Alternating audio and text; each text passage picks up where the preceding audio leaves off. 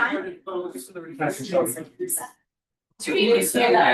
Not top in the bubble, but.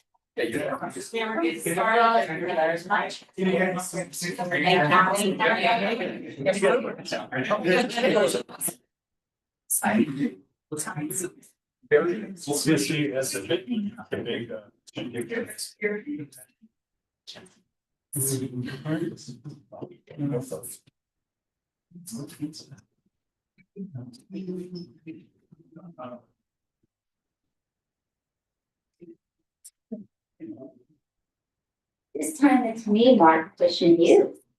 Oh, we're good to go. Thank you very much. Okay, with that. 6.0 reconvene open session, procedural business, 5:30 p.m. 6.1 call to order. The board of trustees are hereby reconvening the open session at 5:36 p.m. 6.2 roll call. Trustees to identify themselves by first and last name to formally establish quorum. Cindy Gardner, trustee area 3. Dr. William Mellinger, trustee area 1. Jordan Zarate, trustee area 5, Plain Springs, Arrowhead Lake, Green Valley Lake. Dana Redland, trustee area 2. For the record, Scott Kraft is absent from this meeting. 6.3 Pledge of Allegiance. We're going to have Madison in the lovely scrub. Look so adult. Oh my. Can you please try and place your right hand over your heart? Ready? Begin. I pledge allegiance to the flag of the United States of America and to the republic for which it stands, one nation under God, indivisible, with liberty and justice.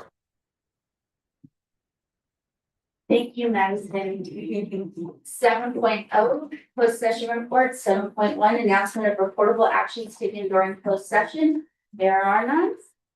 8.0 public testimony.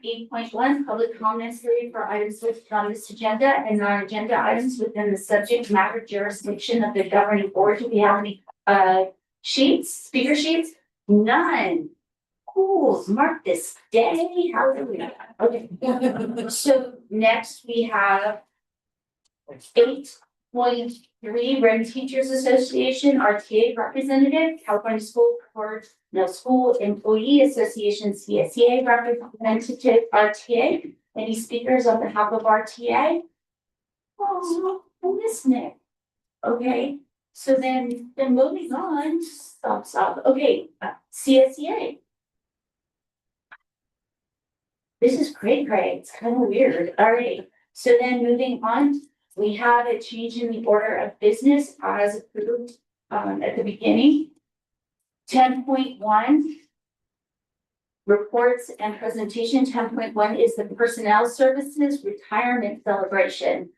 So what we would like to do is honor Carl Ehrman, teacher from NPH, 30 years.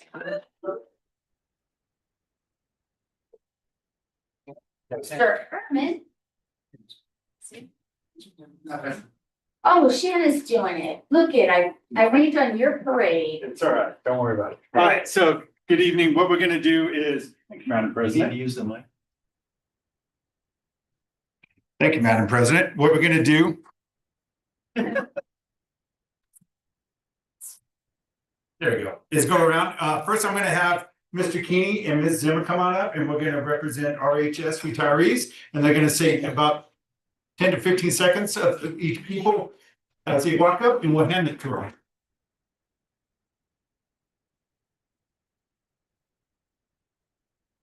Excellent. Good evening. First and foremost, I want to invite Dave McGuide up here, serving high school for 8 years with our CTE auto program. Dave has had multiple levels of CTE auto. He and his students have built race cars and raced them, which includes our truck that we got donated, and they drive it out, and students race others. So for 28 years, he has poured into a wide range of students who he gets involved in mechanics. So Dave, thank you so much for your work with our students.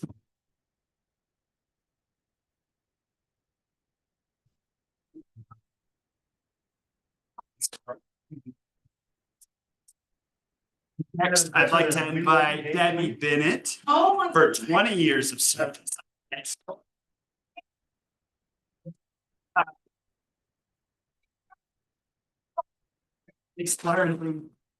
Colleagues and students know she has a huge heart for stories, for understanding where the students come from. That's it. It's in history. Story is in history. Just love her projects, the debates, and the things that she has them engage with. So with very difficult content, she has managed to get her students to think bigger and Government better. politics. Yeah. Debbie Bennett, 20 years. Okay. Well, And with 26 years, Kathy Sayer, who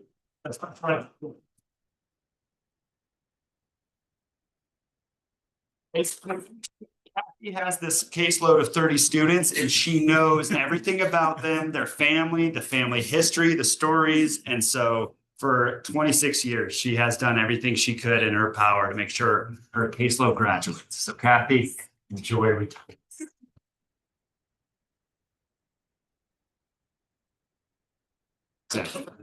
And then also Kathy Dubois, counselor.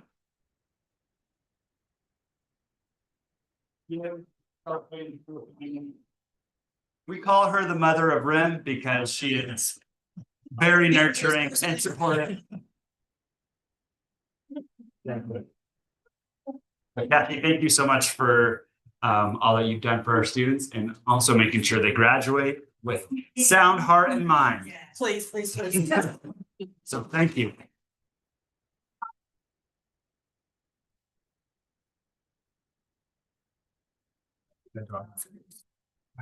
Okay, yeah. Also for RVA, I want to invite Darlene Phillips. Wait, yep. Oh, come on up. Jeremy, come up too. I apologize. You get two. Darlene better this year with RVA and just her heart for students and trying to get them to sign online and work, but she has had many years within our district and Jeremy has worked with her longer, so I'm going to let him speak. Sure. Well, Darlene, thank you so much for all you've done. 31 years of service is absolutely incredible.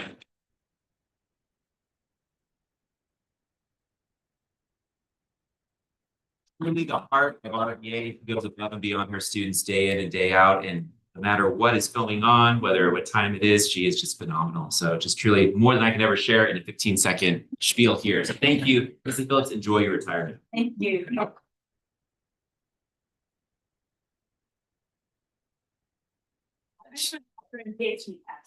if I get 30. Right, I just again want to honor Mrs. Phillips in all of her hard work, having seen her work with our math department, with colleagues, with students. Her heart is huge, and she cares so much about our kids. And you know, her impact is felt far and wide. And it's going to be very great news. Thank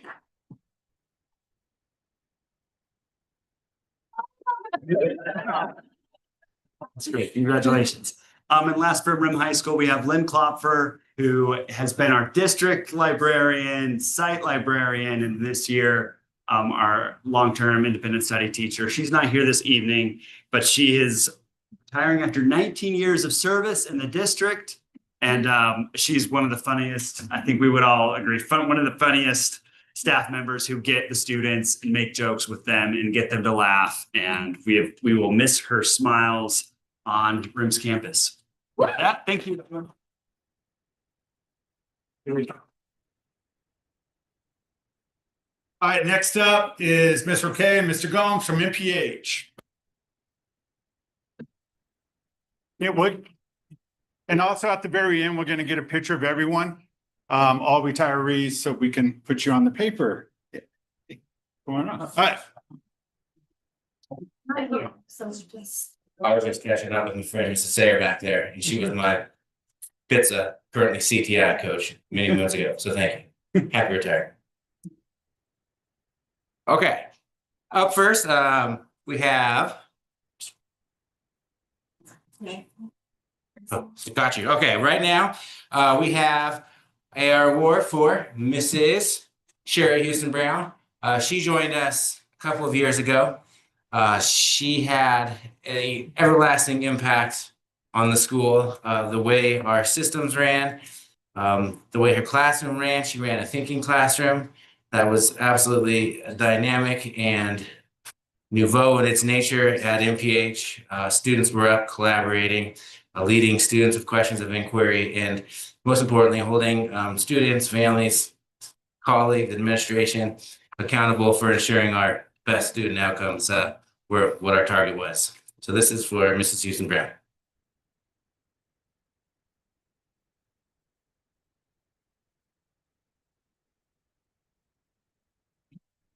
Mr. Carl Erman. He had many years of excellent PE teaching, 2 years of social science teaching that I'm sure were also excellent. I was not there to see it. I heard positive things. But his impact on MPH and the district as a whole is great. He reached thousands of students with his commitment to instilling the importance of physical health, athleticism, skill, and team values that will serve our students well currently and in the future.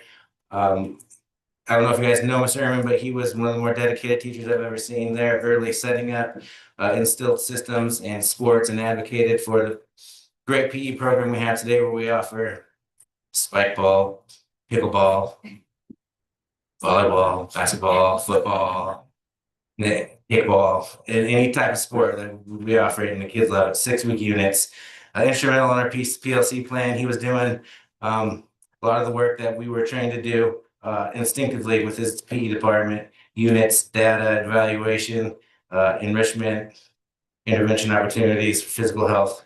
So thank you to Mr. Erman and Mrs. Houston Brown.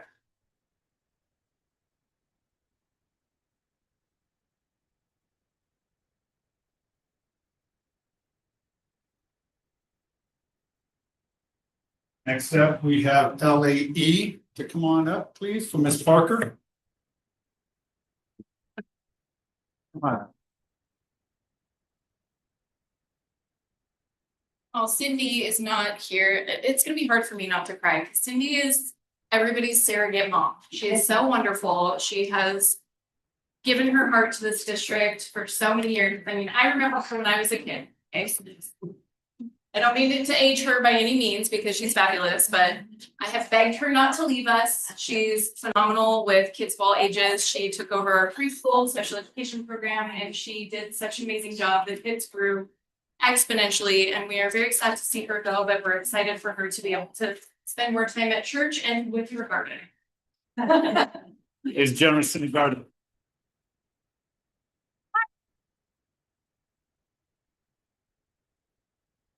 All right, the last retiree is, she retired earlier in the year. However, she spent many years with RIM, but I'm going to bring up Ms. Whiteside and put her on the spot to talk a little bit about Bobby.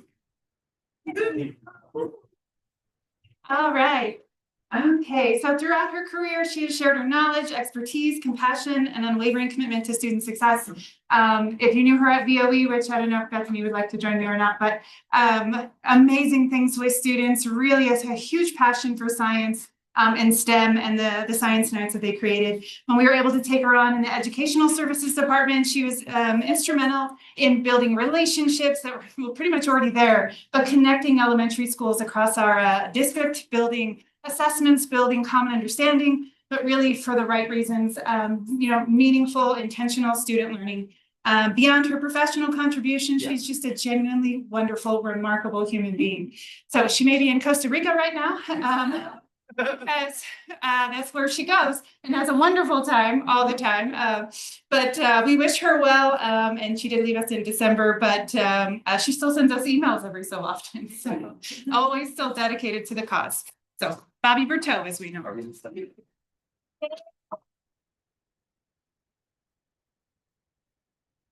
Recognize our 2 classified employees that have retired. Mr. Robin Love was an instructional aide over at MPH within our special ed department. His dedication to the kids truly came through, and he served 8 years here at Rim of the World Unified School District, and he is retiring and moving on.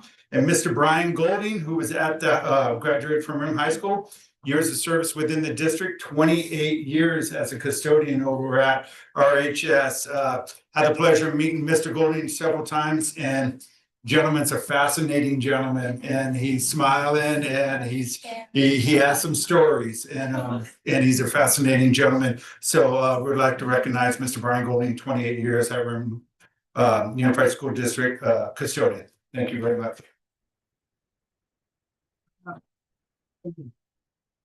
This is what we're gonna do. We're gonna come up, all the retirees, bring up your stuff. We're gonna take a picture, and then we're gonna take about a 5 to 10 minute break, 5-minute break to have some refreshments. We have a long board meeting. We have some refreshments and water, and from the bottom of my heart, I just want to say thank you all. I personally talked to every single one of you, had personal interactions with all of you. You're amazing people, and I hope you enjoy retirement and you enjoy your third installment of life. Enjoy. Thank you. Come on up. We're gonna come up right here. Okay, I'm not talking already. I want to see us. Up right here. Over here. There we go. Girl, over here, Yeah, buddy. here, Never, here. girl. Here, Oh my God. there. Did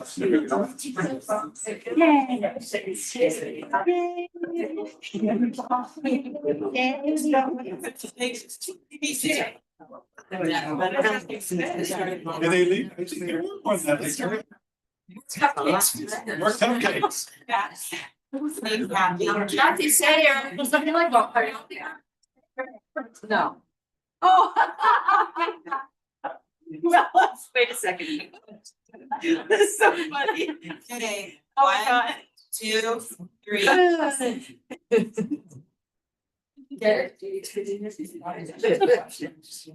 So. Hey, not allowed to go yet. Oh, I'm not okay. the eyeballs looking. at this Okay. camera. Oh, okay, all right. Cheese. Thank you. Thank you. Congratulations.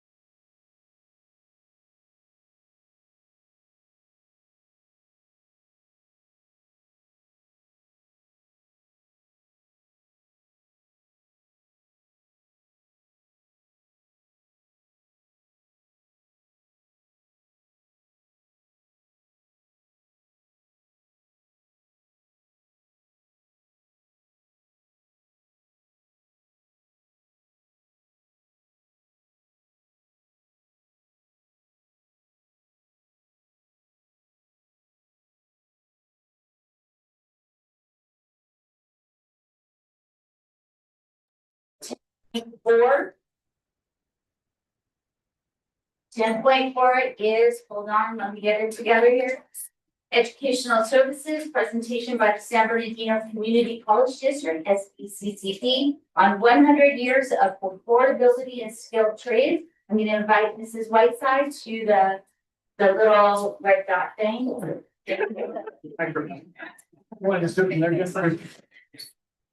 You can do from your end. There you go.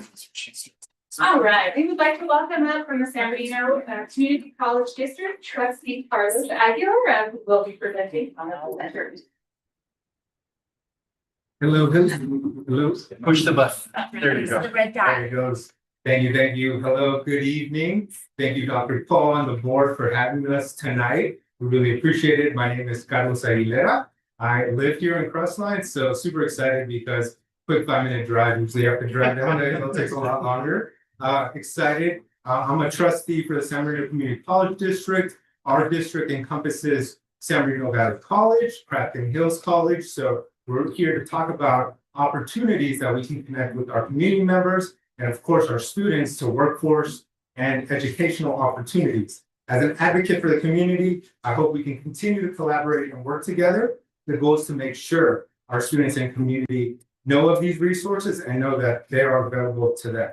And I have the immense honor also of introducing our incredible chancellor, Dr. Diana Rodriguez.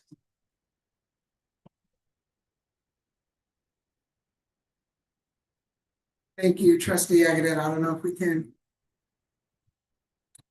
Always leery though. So somebody's on here.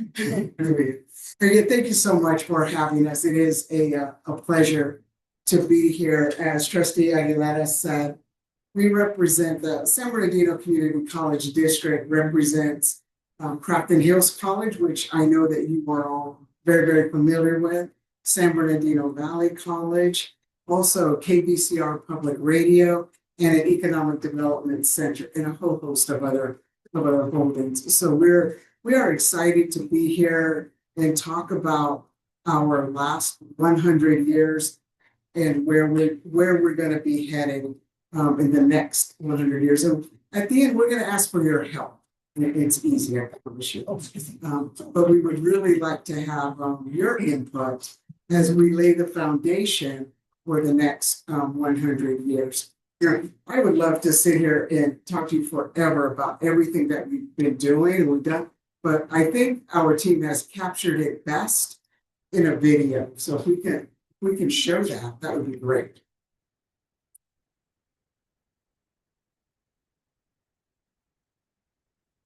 For 100 years, people in the Inland Empire have walked through our doors looking for a better life.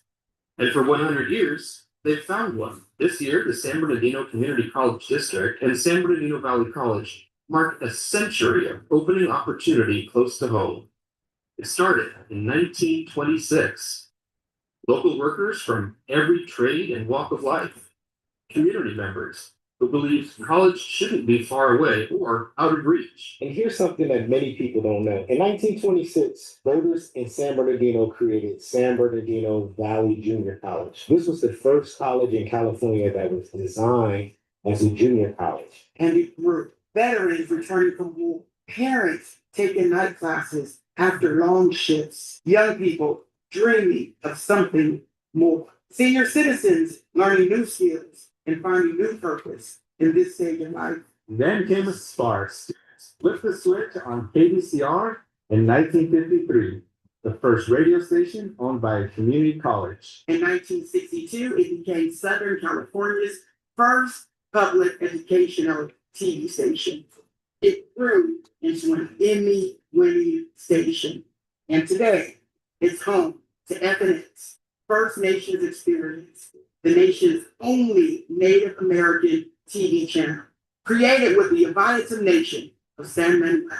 In Utaipa, community partners stepped forward, donating 523 acres so a new college could grow. Crafton Hills College opened in 1972 and brought new opportunities to the East Valley. Soon after, Crafton launched the region's first community college paramedic program. Those graduates still answer the call across 2 counties every single day. protecting families like yours. Valley partnered with the Sheriff's Department to create one of California's largest law enforcement academies. Generations of police officers started their careers right here. Welders, nurses, teachers, technicians, small business owners, a whole region shaped by people trained at Valley and Crafton. And today, that impact is everywhere. More than $720 million return to our community each year because our graduates earn more and spend those dollars at local businesses. When people train here succeed, the Inland Empire succeeds. And so do you. Real training, real skills, real jobs that strengthen our community. In 2001, the district opened a workforce training center. People coming home from incarceration came for a fresh start. The Inland Empire faced recessions, rising rent, raising costs, families held on, and the colleges held on with them. Still affordable, still within reach. And the students kept coming because even in the toughest times, we stayed with the affordable college option in this region. Today, nearly 30,000 students a year train for careers that keep this region running. Caring for patients, teaching our kids, protecting us from wildfires. They study after work and after putting their kids to bed. Because the better life starts with one class, one certificate, one chance. And now, as we begin our next century, new classrooms, labs, and student spaces are being planned to help Inland Empire residents train for the careers of tomorrow. 100 years behind us, a new century ahead, and a community that still believes in opportunity, in hard work, in second chances, and in each other. Let there be more first-generation graduates, more skilled talent trained right here at home. Let the next century begin. We are ready. I just love that video. Every time I watch it, I even learn something new about our district. So one of the things that really comes to mind for the campus, the district that has been around for 100 years, we just celebrated again our 100th birthday, is that we know and we feel that the community trusts us. They trust us with their education, they trust us with their family members to educate them. And the business community trust us to train skilled workforce. Super excited about that. Currently we serve nearly 30,000 students across both of our colleges and growing. We're expected to exceed our targets again for another year. And it's interesting, kind of a fun fact, if you will. I'm out in the community quite a bit, both on the east and the west end of our district. And everywhere I go, someone always says, "Oh, I went to Crafton. My sister went to Valley. My grandmother went to Valley," and so on. So there's such deep roots in our community that it's amazing to me. To that means, and as part of our district, we have 7 board of trustees. And 5 years ago, when I came in as chancellor, we really started talking about what is it we want to accomplish? What do we want to do together as a team? And after doing the research, looking at different data points, asking our community what it is that they want and need, a couple of years ago, our board of trustees put together 4 goals for our district. And I won't read them to you. You can see them on the screen. But we are committed to these 4 goals because they are also in alignment with what our community has told us.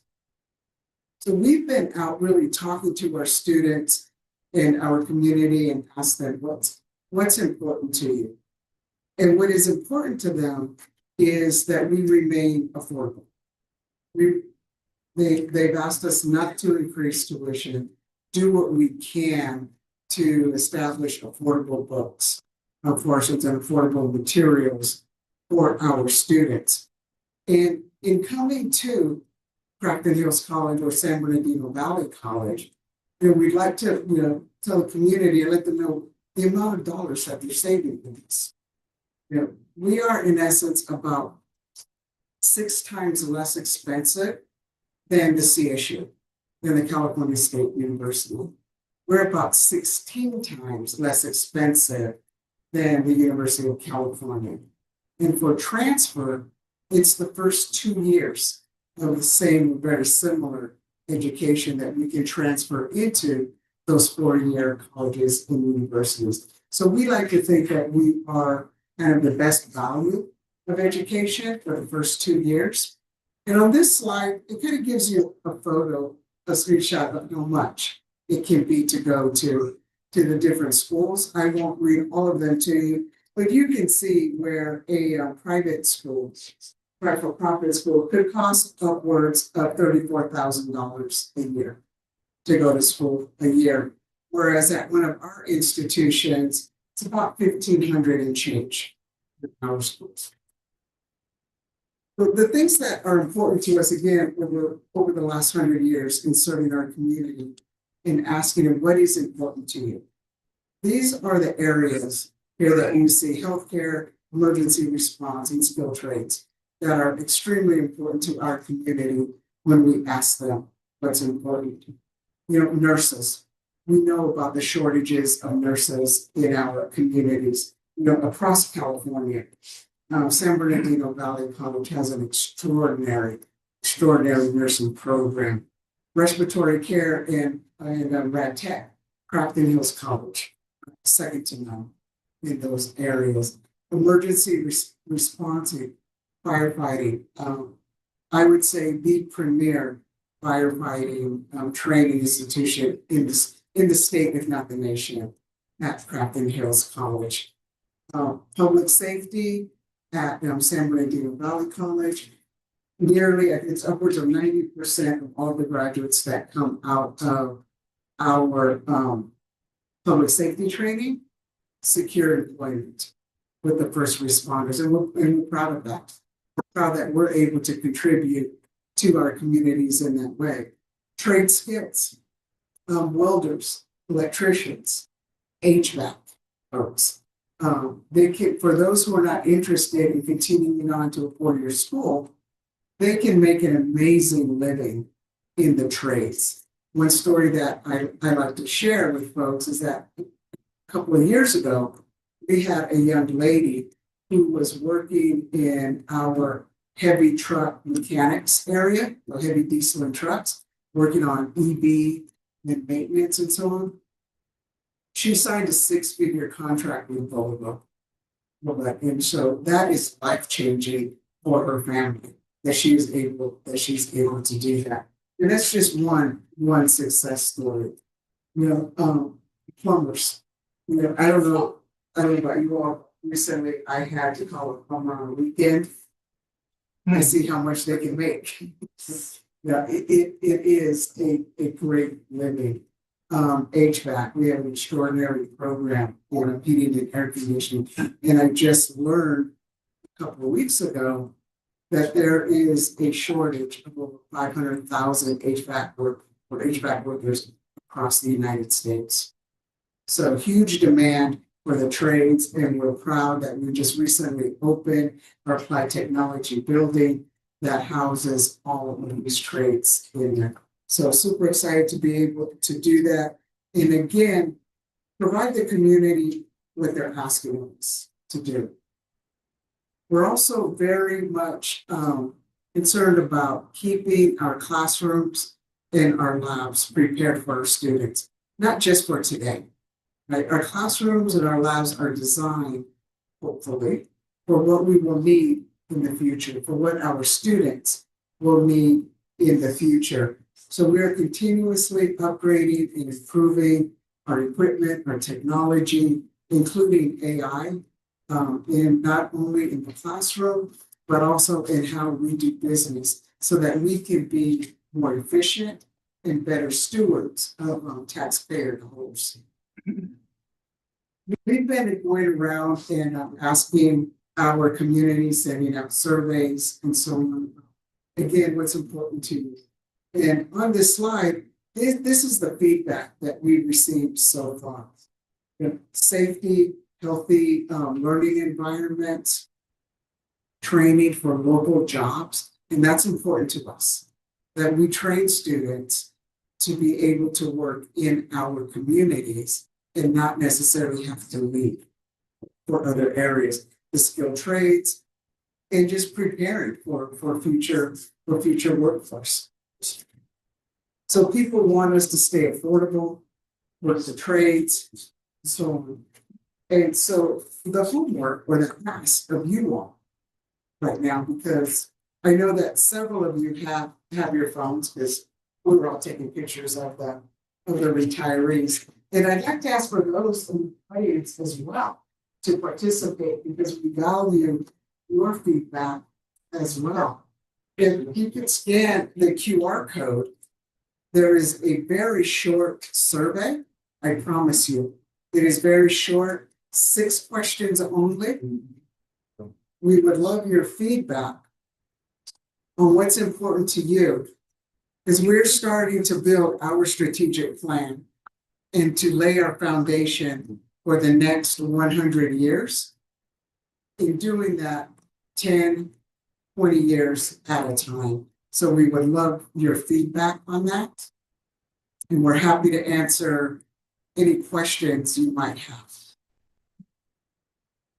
Please make sure to fill that out. When they came to me, I was like, we gotta have this short, because I have this joyful future RIM student that's bugging me. So if I can do it quickly, I know everyone else, is gonna be busy. So please help us fill it out. We really value, your input. We take that serious. I myself am always trying to make sure our students, community members know and recognize that San Bernardino Valley, Crafton Hills is in their community and is accessible, because sometimes our students and communities forget that, and especially up here in the mountain. And it's something important for me, because you just heard affordability is number one. You saw that price tag. You cannot beat our education. We have incredible professors, our staff, as you can see, Dr. Diana. And I went to USC, so do not remind me of how costly that was. So thank you all for having us. We're happy to answer any questions. Anything?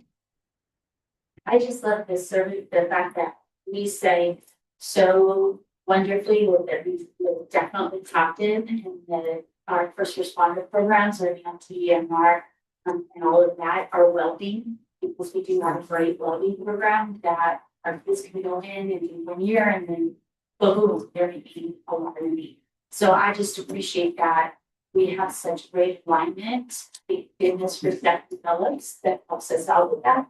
But I just value. Only there are more kids when you go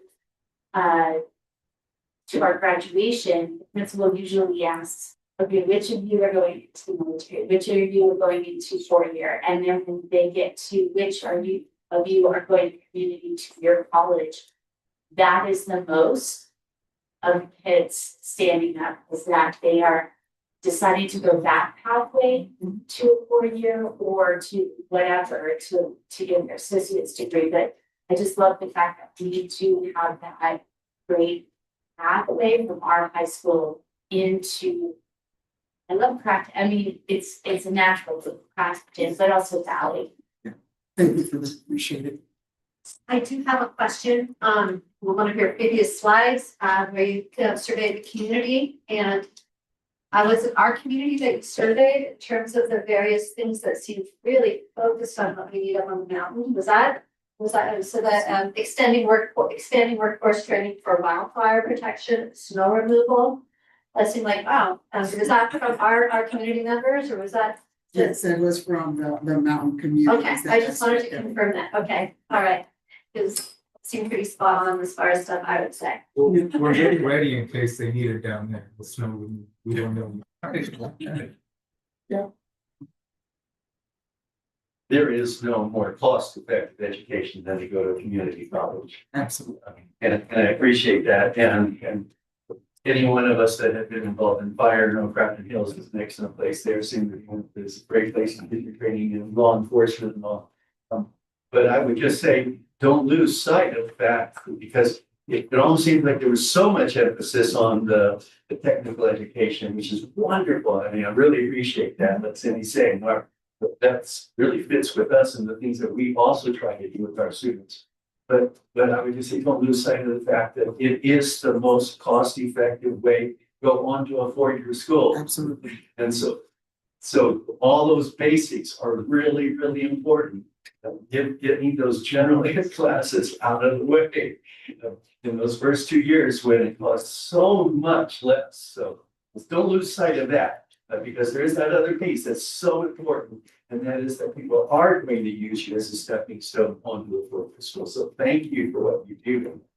You're absolutely right about not losing sight of that. In fact, we have articulation agreements with every CSU, with every California State University, and the majority of UCs, and all of the private schools in our area. So it is just as important as the technical trade. So thank you for that. And I'd like, and we are saying, we have, such a great need for nurses and program. Our kids are trying to get in, let them in, no, I'm just give them priority. But thank you for filling those needs, like HVAC, nursing, those first responder jobs. Some of our benefits have gone through the academy, the sheriff academy, and then come back to us. And then you don't really take them seriously because you know that they T-ball and they were little tips, like, yeah, I don't know if I can, it's like, really, you're a sheriff? What's up with that? So it's kind of cool to see them come back and service our community in that way. So thank you. So I wanted to express the 4 board goals that I appreciate. It seems like that you guys are working on trying to make sure that you are increasing access to our community to community college courses. So that's really happened recently, and I appreciate the effort. Being up here, we choose to be up here, but it does take us away from a lot of resources that are close neighborhood resources that other communities down the hill are able to have a 5-minute drive or even walk to. So you are definitely making strides, eliminating barriers to student access. Up here, that would be something that we've really suffered from. And so making the strides, coming up here, speaking here, coordinating with Dr. Sevillano with the high school really is huge for our community, for all ages, not only for our under 18-year-olds, but moving into adult ed. So it's fantastic. And then also, as you have there, another board goal in terms of being a leader and partner in addressing regional issues, I would say that would be a regional issue up here, is again, access to services and we're working on. Thank you. We're going to have Dr. Sevillano. He's chomping at the bit. I'm not chomping at the bit, but I just want to thank you for your outreach. You've been tremendous with, providing opportunities for our students. We started our pharmacy tech program with you. Students are going to actually complete that program in the future. We're reaching out right now, working on a potential dual enrollment, agreement. We're having discussions. I'm going to meet tomorrow. In addition to, we began an adult ed education program. We're definitely looking at the CT pathway for them as well for adult ed. And we do believe there's opportunities there to do some vertical articulation with those programs. So I want to just thank you for your outreach and thank you for continuing work. So and also fight on. Thank you. I appreciate you all making the trip out here, or I know something like but thank you for coming and speaking with us tonight. I was curious, one of the things that I'll reflect in the survey, but one of the things that it's nice to have articulation agreements with every CSU in California. I'd be curious what types of partnerships you're looking to expand with public school districts. So we're I'll answer it in 2 parts. First off, under the leadership of President Haran at Rapid Hills College and Dr. Keith Wards, who's with us, as well as our Vice President of Instruction, they have made it a real priority for mountain communities, a true priority. And I'm happy to see that you all see that as well. So super excited about that. We're all crossing our fingers that we can start offering dual enrollment courses soon. So I hope tomorrow's meeting goes well. Fingers crossed. So we're excited. Thank you. Yes. And so when you ask what type of partnerships are we looking for various schools? Partnerships. What we really hope to do is to offer dual enrollment. Right, one of my visions is to offer dual enrollment at every high school, starting in the 10th grade for students, that they take at least 1 or 2 classes every semester. So that by the time that they finish high school, they could have, in essence, finished at minimum a year of college. We hear time and time again, one of the reasons that students don't go to college, first is finances. We can help them with that. Second is they think it's for somebody else. They think that they can't do it. We would love to be able to tell them, but you just did. And it's not a watered down curriculum. It's the same education that they would get if they graduated high school and went straight on. So that's the vision. That's what we're hoping to do, is to again offer dual enrollment in every single high school within our service area. We'll get there. We'll get there. I certainly hope so. Thank you for the opportunity to be. Absolutely. Anything else? Just a quick one, well, maybe. Your second goal talks about anti-racism. What do the campuses do need to fight racism? Sure. Some of the things that we're doing is that both of our campuses are now designated as Hispanic serving institutions, right? It doesn't mean that we do not service all students, right? Because we do. It allows us to apply for additional grant monies, right? So that we can bring more dollars in and be able to close those equity gaps. I believe Crafton Hills College has made greater strides than San Bernardino Valley College has at the moment. And that, Dr. Wards, correct me if I'm wrong, I believe you have closed your equity gaps, correct? Absolutely. Well, and with our Hispanic and Black student population, we've been statistically significantly increasing over the last 3 years. Again, committed to closing the equity gaps so that we can show a graduation rate that is high amongst all ethnic populations. Yeah. We also just recently at San Bernardino Valley College earned what's called the BSI location, Black Student Serving Institution.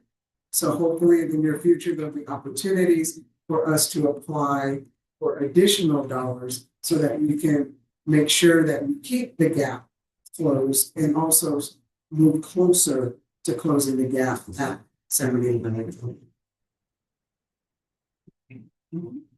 Any other questions or comments? No. Thank you so much for you traveling so far. Thank you so much for putting in that effort. I reimburse Thank the you. gas.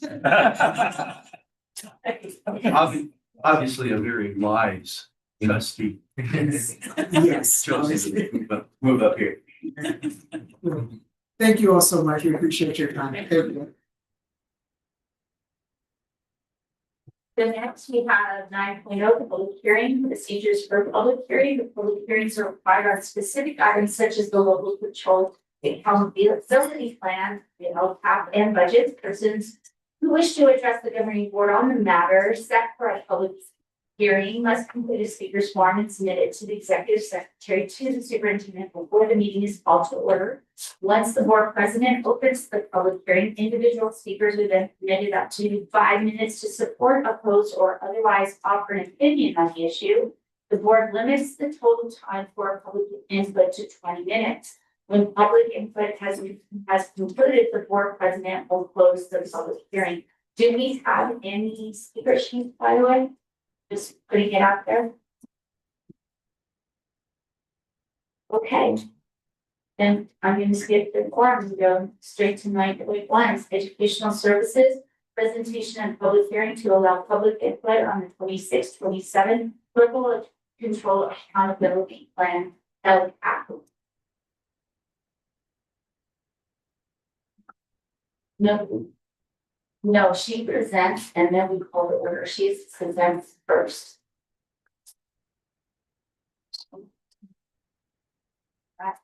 Good evening, trustees and executive cabinet. Thank you for the opportunity to again share our outcome. Here we are for our public hearing. So you have a presentation here tonight that is also in front of you. As our rim turns here, we will get started. I always have struggles with food. There we go. Okay. Congrats. Here we go. All right. This first slide, that's not. Why don't you just go next? Okay. She wants to go back. I need to go back. Not that one. Okay. All right. So on this first section, this is actually very brief, so get ready to quit again then, Mark. Thank you. So this first section, if you were going to take a look at the lovely LCAP, which is in the back there, it's about this thick. So if you wanted to take a look, this first slide is basically going to give you the major sections. So you could flip to the area of most seats. So consider that your table of contents. Your major areas on the left are primarily what we'll talk about today, which is the overview of how we've got to the LCAP, right? How the educational partner feedback, how the data, how all of the things that you've heard about throughout the year help to shape the LCAP. And then from there, shaping the narratives going to the next slide is also very quick. This one again is just a reminder of the state and local measures as well as the state priorities that must be accounted for in the LCAP. Every year you get a copy of the short version of the LCAP. This one I'll send to you digitally, but it's 12 pages versus 200. So you have an opportunity to just go straight to the priorities, the measures, and the actions and goals and measures. So Like me. yeah, you just right. That's fair. Keep it brief. 12 instead of 200, right? Efficiency. So next slide there. As we all know, our overview of our district with 7 schools, approximately 2,866 students and 360 staff. You can see our demographics there and the breakdown of the students that we serve, both by our ethnicity populations, as well as student program groups and status.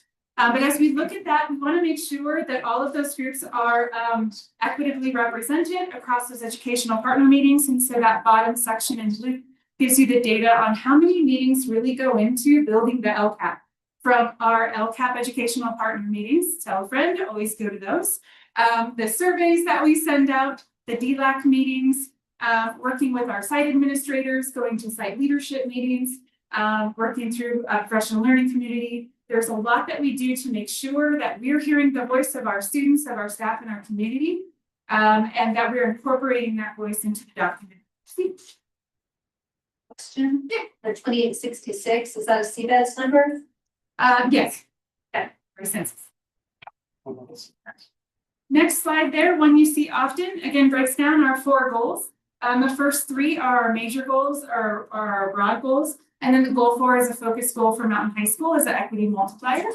And again, those are the priorities that align to the state priorities that you saw in the previous slide that are indicated in each of those goals. So basically these first couple of slides, you're seeing where would you find each of these pieces of information if you did want to jump in to the 200-page document that is in it. You're going to hear a little bit more about the budget, well, a lot more about the budget from Mrs. Haberlin here shortly, but this is the short version here, which normally you'll see in the beginning of the LCAP as well as at the end, right? So we call it the BOP, but the budget overview for parents is when you see the graphic on the front that breaks down the percentages of our budget. Our local control funding formula, or LCFF, is about 40.4 million, other state funds 6.7, local funds 3.3, federal funds 1.4, and total revenue at 51.8 million. Our high needs student funding and supplemental and concentration grant funding, 5.75 million. And our key message, nearly 78% of our district revenue is generated through our LCFF. Again, I will leave that to the experts for this coming next. Mrs. Haberlin. So looking at those expenditures, again, an important reminder of why it's those educational partner meetings and understanding our schools, our students, and community is so important because those dollars and cents are meant to make a difference for the efficacy of student learning outcomes. The plan summary, that is a section and I just gave you a quick little snippet because you've seen the data in several previous meetings. But it breaks down what the changes have been from 2023 to 2024 to 2025. This is the end of our 3-year cycle. Next year, we'll be starting a new 3-year cycle. And we look at the trends for the baseline till year 1, year 2, and the difference across there. So if again, you were looking at the larger document and wanted to look at the metrics, you really want to look at the difference from baseline to our final year to identify the growth, right? And then based on that, those metrics are used to determine whether the actions are effective and the dollars and cents that we put towards those actions are meeting those needs.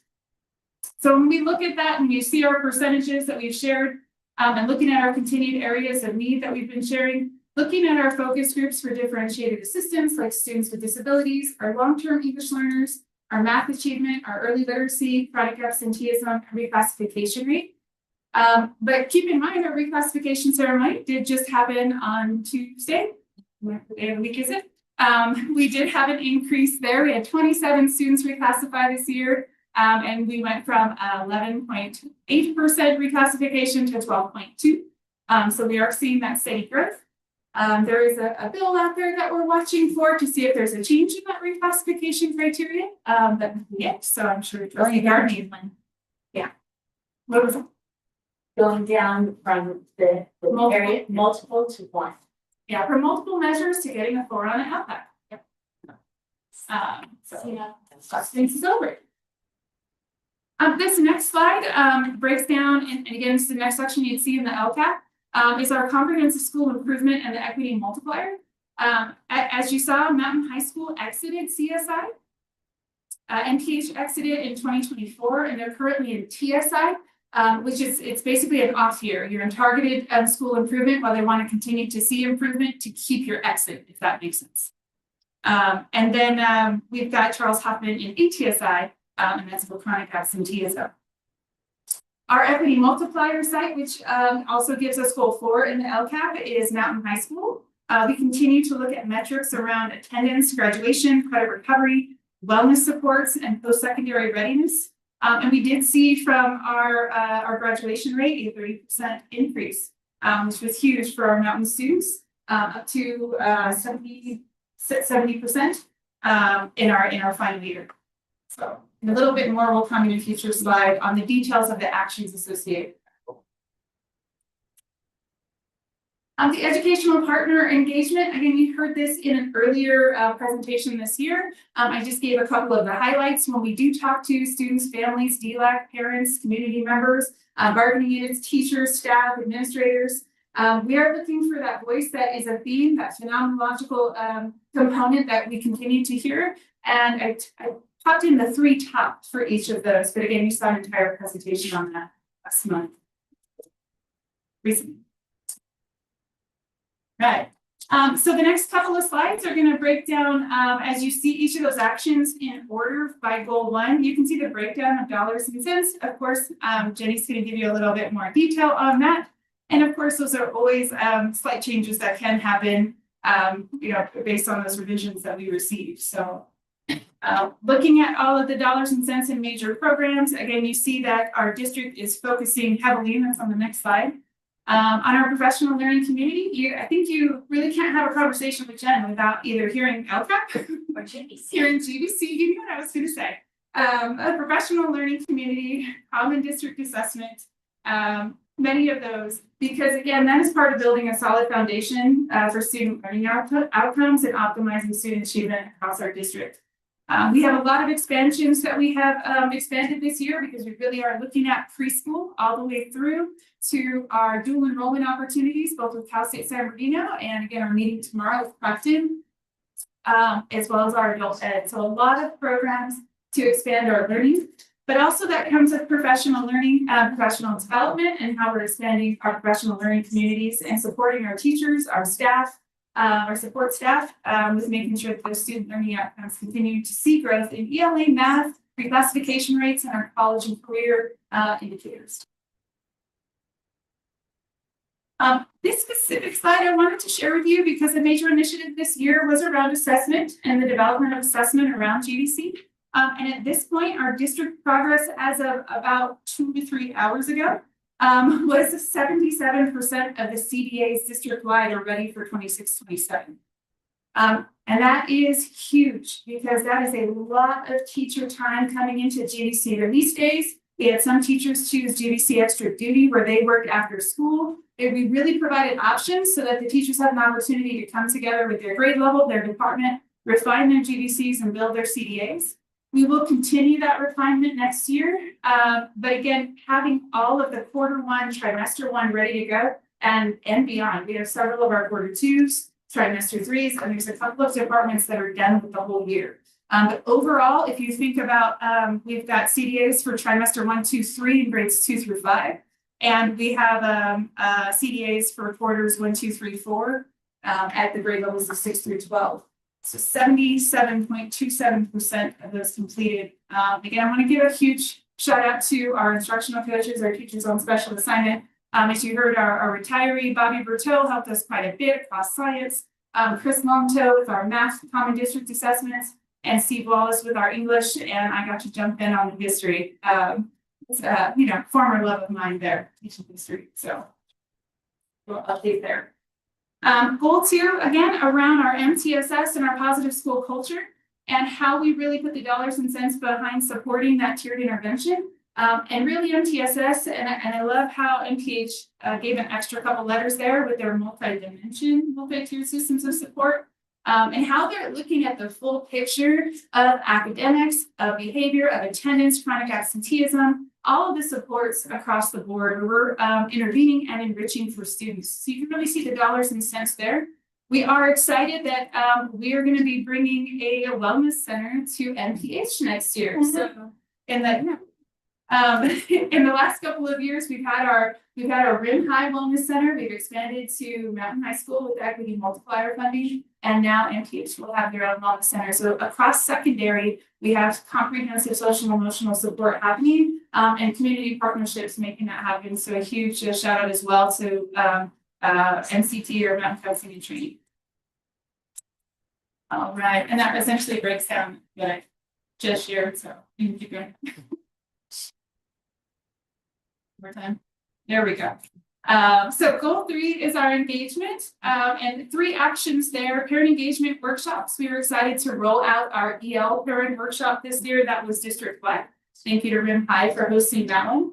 But I'll show you in the next slide what came of that, as we've been talking to you about district resources that came together from that one evening. Our DLAC parents asked us for an EL parent engagement night that really met the grade levels across the span. So they could go to one place and receive support for their elementary student, their middle school student, their high school students. We even had a parent from adult ed. And so bringing all those resources together, a shout out to Mr. Nieglis at MPH, who made some really awesome documents. We'll see in a moment. And there'll be a QR code. That must be the theme of the night. You can QR code and go straight to the RIM district website, and where all those resources that he pulled together from that night are currently housed. That next one, special needs support. A shout out to our special services director, Mr. Robinson, and all of our special services teachers, gen ed teachers, and support staff who work together to create our handbook. They not only wanted to create a handbook for parents, but they also looked at how could I support our staff with this. So if you're a new special educator in our district, how can I make sure that you have everything that you need around operating SACE, our platform for our students with special services, housing their IEPs, the what to knows basically around supporting both our students, well, not just both students, families, community, and our staff. And then communication initiatives. Really all the things that we do. We continue to be grateful for Jackie Benson, our community outreach specialist, who continues to assist with all of our community. So essentially that breaks down what I just shared. We've seen a lot of powerful outcomes. We did see, you would have seen in your most recent board update last week, that the Kelvin survey for May went up. Historically, our Kelvin survey at May would dip a little bit, not significantly, maybe a couple percent, and our May survey went up, which has not been our longitudinal trend in the last 5 years. So, which was really cool to see. Our Kelvin surveys had already gone up at the mid-year report, and they went up again at May. So again, if you look at your update from last week, you can see those percentage changes. This is a look real quick at some of the resources, not all of them, that Mr. Nabus helped pull together. How do our parents use Aries? How do our parents use Google Classroom? How did they get into iReady? And I gave some of the English and Spanish versions of those, and we're hoping to create flyers for back to school night with the QR code so that at every campus, a parent could say, well, I don't want to get on Google Classroom. How do I get on the Aries portal? And it's going to take them straight with the QR code to those resources. And there's the QR code. So, pause.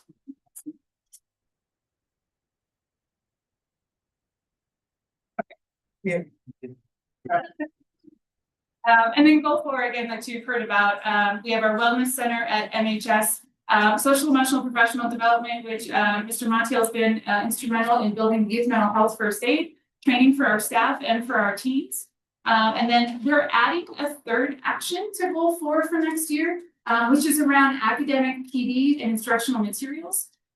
We recognize, since we had a CSI exit, that our CSI expenditures will be completed at the end of September. So we do have a little funding that's carry over that we can take till September, but we wanted to make sure that there was a little bit that would continue to support academic PD and instructional resources with the funding available in the equity. All right, and again, we talked about equity multiplier and that component, graduation rate increase. Goal 4. And you see our strategic priorities moving into 26-27. We are looking at early and sustained literacy. Each of our elementary schools have created an early literacy plan, and we're currently working with San Bernardino County Superintendent of Schools to pilot a potential grant at BOE. More to come on that. But they are looking to provide resources, classroom kits, and even stipends for teachers involved. So it's a really awesome opportunity, and we have a meeting coming up maybe tomorrow or next Tuesday. We're in talks of how that may adjust. But a really great opportunity and an emphasis around literacy. We're also exploring what the state has available with potential literacy coaches in the future, so more to come on that.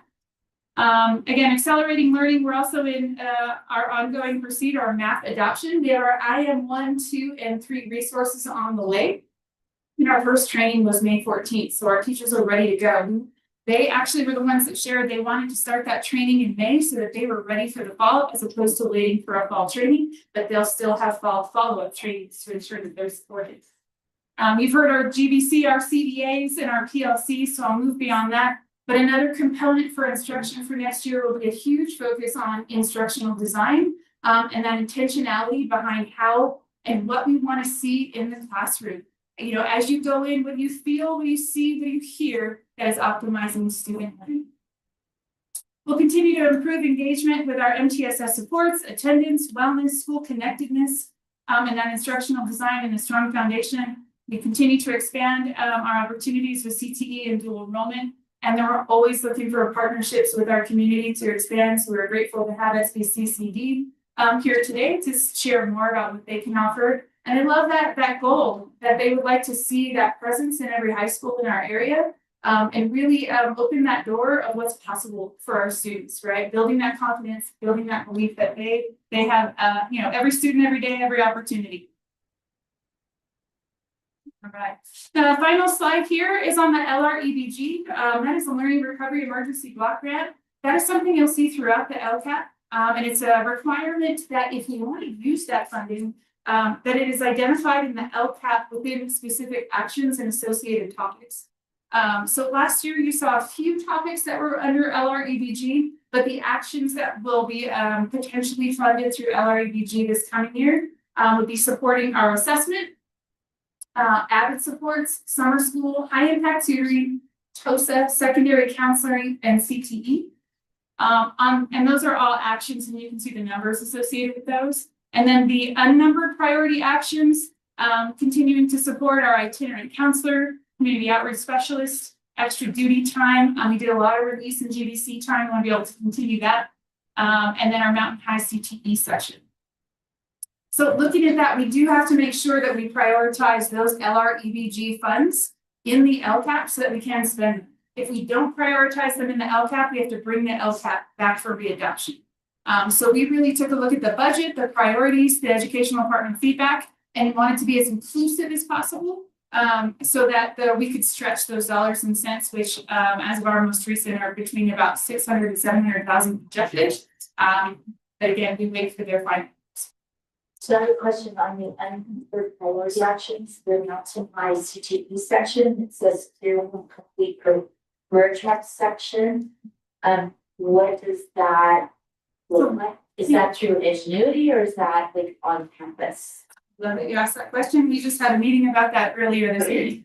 Because we talked about them going over to RHS campus to do CTE. It's not highly successful, so to speak. So just what is that? Yeah, so that is the graphic design course. We actually collaborated between the MHS and RIM High counselors and administrators earlier this week to identify even what periods would be more successful. They identified period 6 as the most successful for Mountain High students, and on average, they've had about 6 to 8 students interested, and I think that's what their load is looking for next year. Looking at Prop 28, and it's not quite CTE, but just kind of similar alignment, we wanted to make sure that Mountain High students had access. The CTE course came from WASP, right? We had students from our last WASP visit that said they wanted access to CTE, and that was our first step in that direction.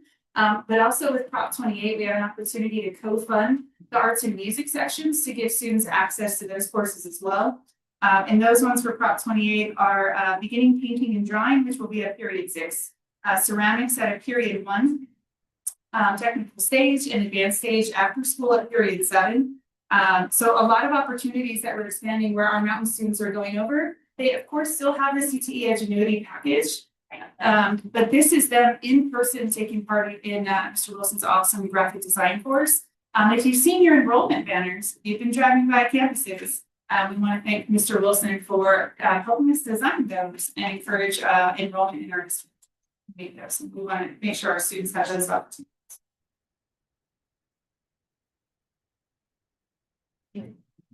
And that is our public hearing. Any questions on the presentation? No?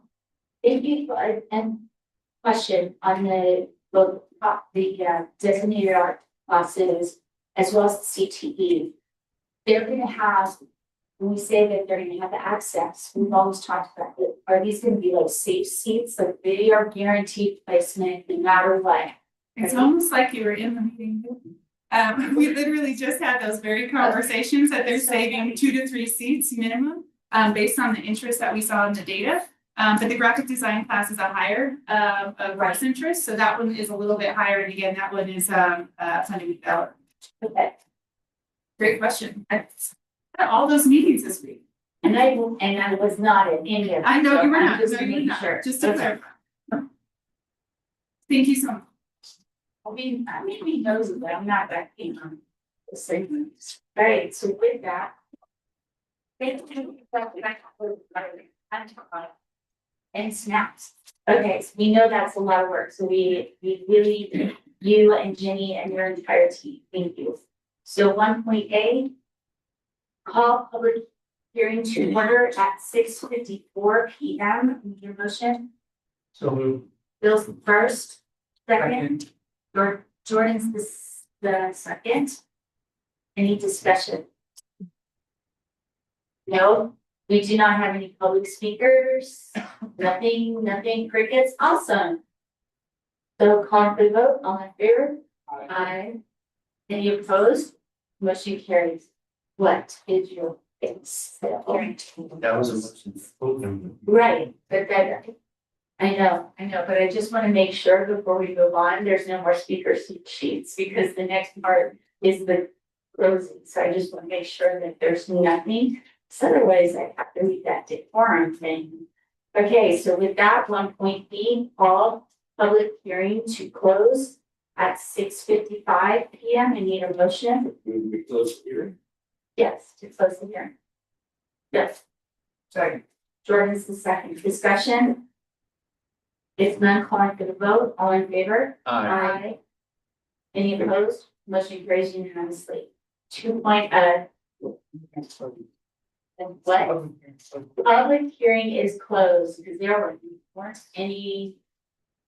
So 9.2, business services, presentation and public hearing on the proposed 26-27 budget. Ginny Haberlin.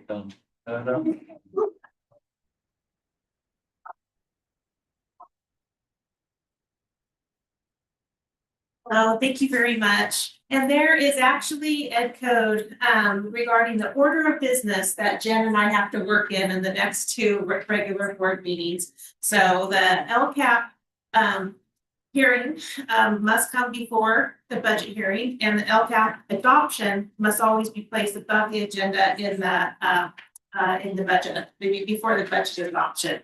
So this time of year, yeah, it's the Jen and Jenny show.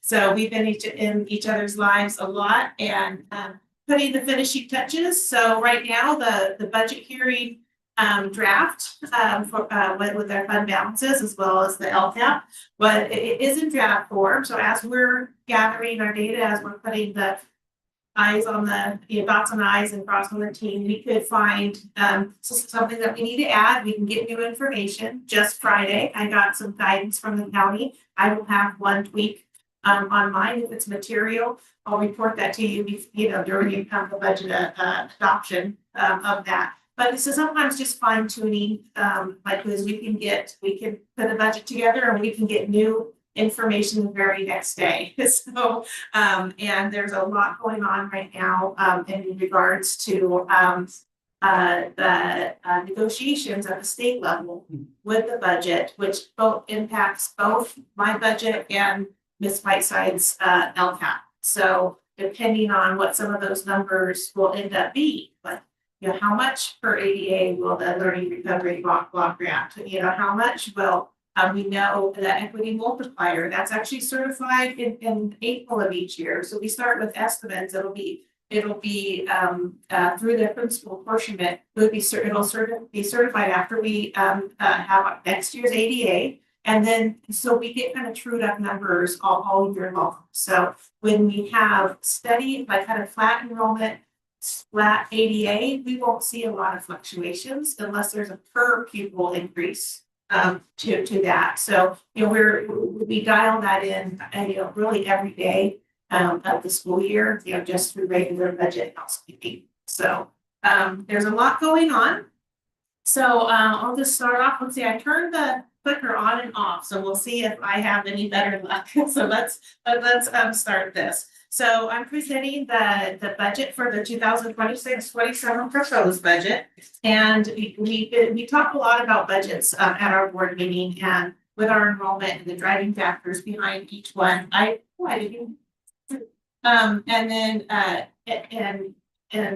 so I'm glad that it makes my job easier when we have so much open dialogue anyway, because I know that you're very well versed and understand the data as well as I do. So real quickly, there's budget oversight. You do. That's why we bake it. No, I appreciate it because it makes us be able to talk the same lingo and go through it together.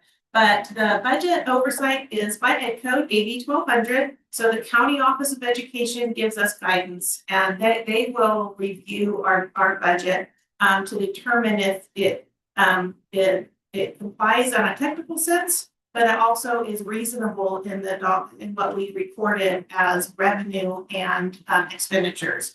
They also do not approve either Ms. Whiteside's LCAP or my budget without each other's documents approved as well. So if Jen has an approved LCAP, but I don't have an approved budget, neither one gets approved and vice versa. So that's why it's real important that we work together. So we make sure all of our required elements don't accidentally create the other's documents to not get approved. We don't want that. So, and then from that, they submit to the CDE, of course, on our portion of the budget. I'll try this. I don't know if I did it or Mark did it. Just say next. Okay, just say next. The budget, of course, I'm gonna go quickly through some of these because I do have the same information as I reported before. But there is 3 types of budget approval or and not budget approval. And we prepared a budget that would in our estimation would be submitted as an approved budget. And next.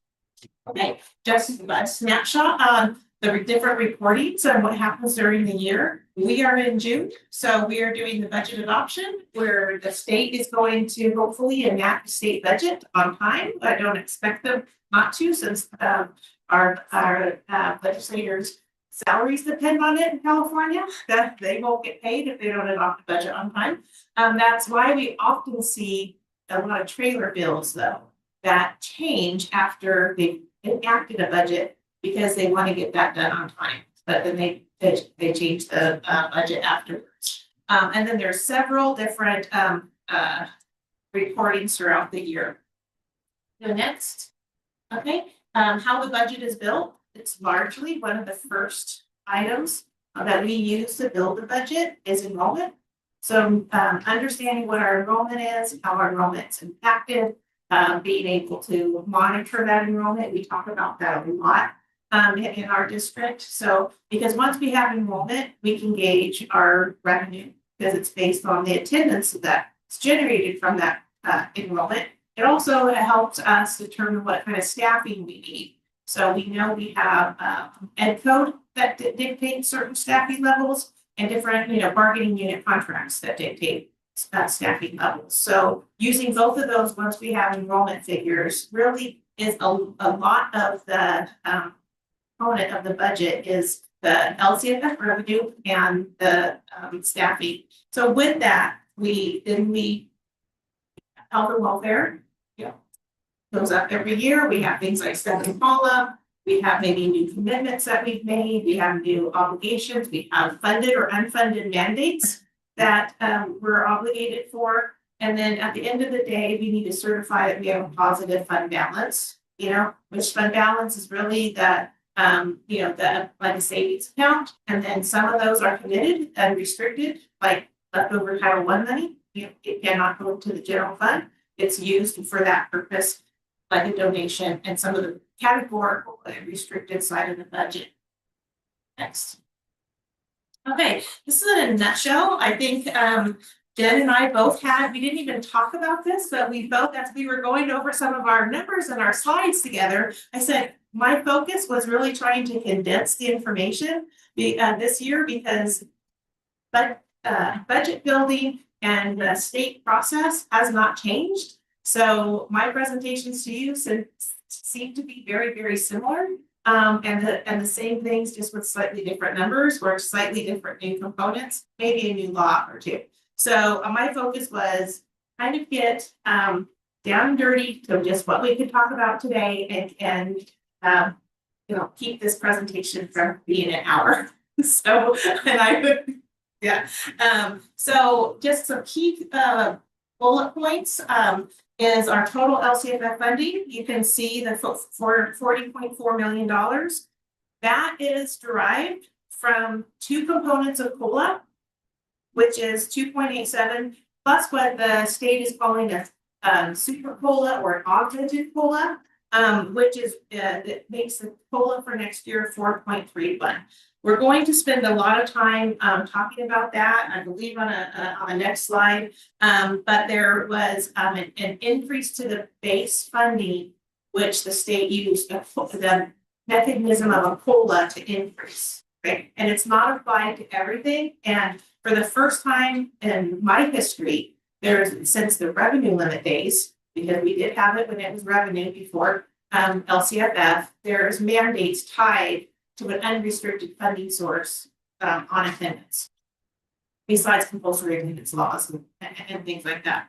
Okay. When we talk about attendance and wanting to increase our student attendance, and conquer some of that absenteeism, on a base rate dollar only, there's a slide that gives this more detail too, is what is our per student per day number, okay? Because if the students come and we can earn that revenue, that's more services we can give the students. It's not revenue for us. It's services, with lunches, health needs, and of course, learning. So knowing like what could we recoup when we try to tap into some of the new laws with attendance recovery. I think we made a lot of fun progress too with some creative ideas for Saturday school this year. And so, keeping that momentum going. And that'll change too, because that's based on projected ADA and, where the state budget is right now. And also, LCF per student amount that has the 4.31% pool limit. If that number changes by the time the state enacts its budget, these numbers will all change. Okay. And then we have, the district share of special ed contributions, which we'll talk about a little bit later too, which it appears if the state continues on its path, we will have some large significant relief to our base contribution in that area. So that is a focus that's been in the state budget proposals, and it seems like it's going to maintain in that area. Okay. And just I won't read every line there, but we're planning conservatively right now until with some of the new money, like Learning Recovery Block Grant, they're starting to post estimates of what it might be per ADA. Jen and I did meet and we looked at that. It's like, well, do we want to budget all of it? Do we want to budget 90% of it? It's, how does that look like? And so, we're trying to be as conservative as possible in this budget until we get real answers. Okay, next. Okay.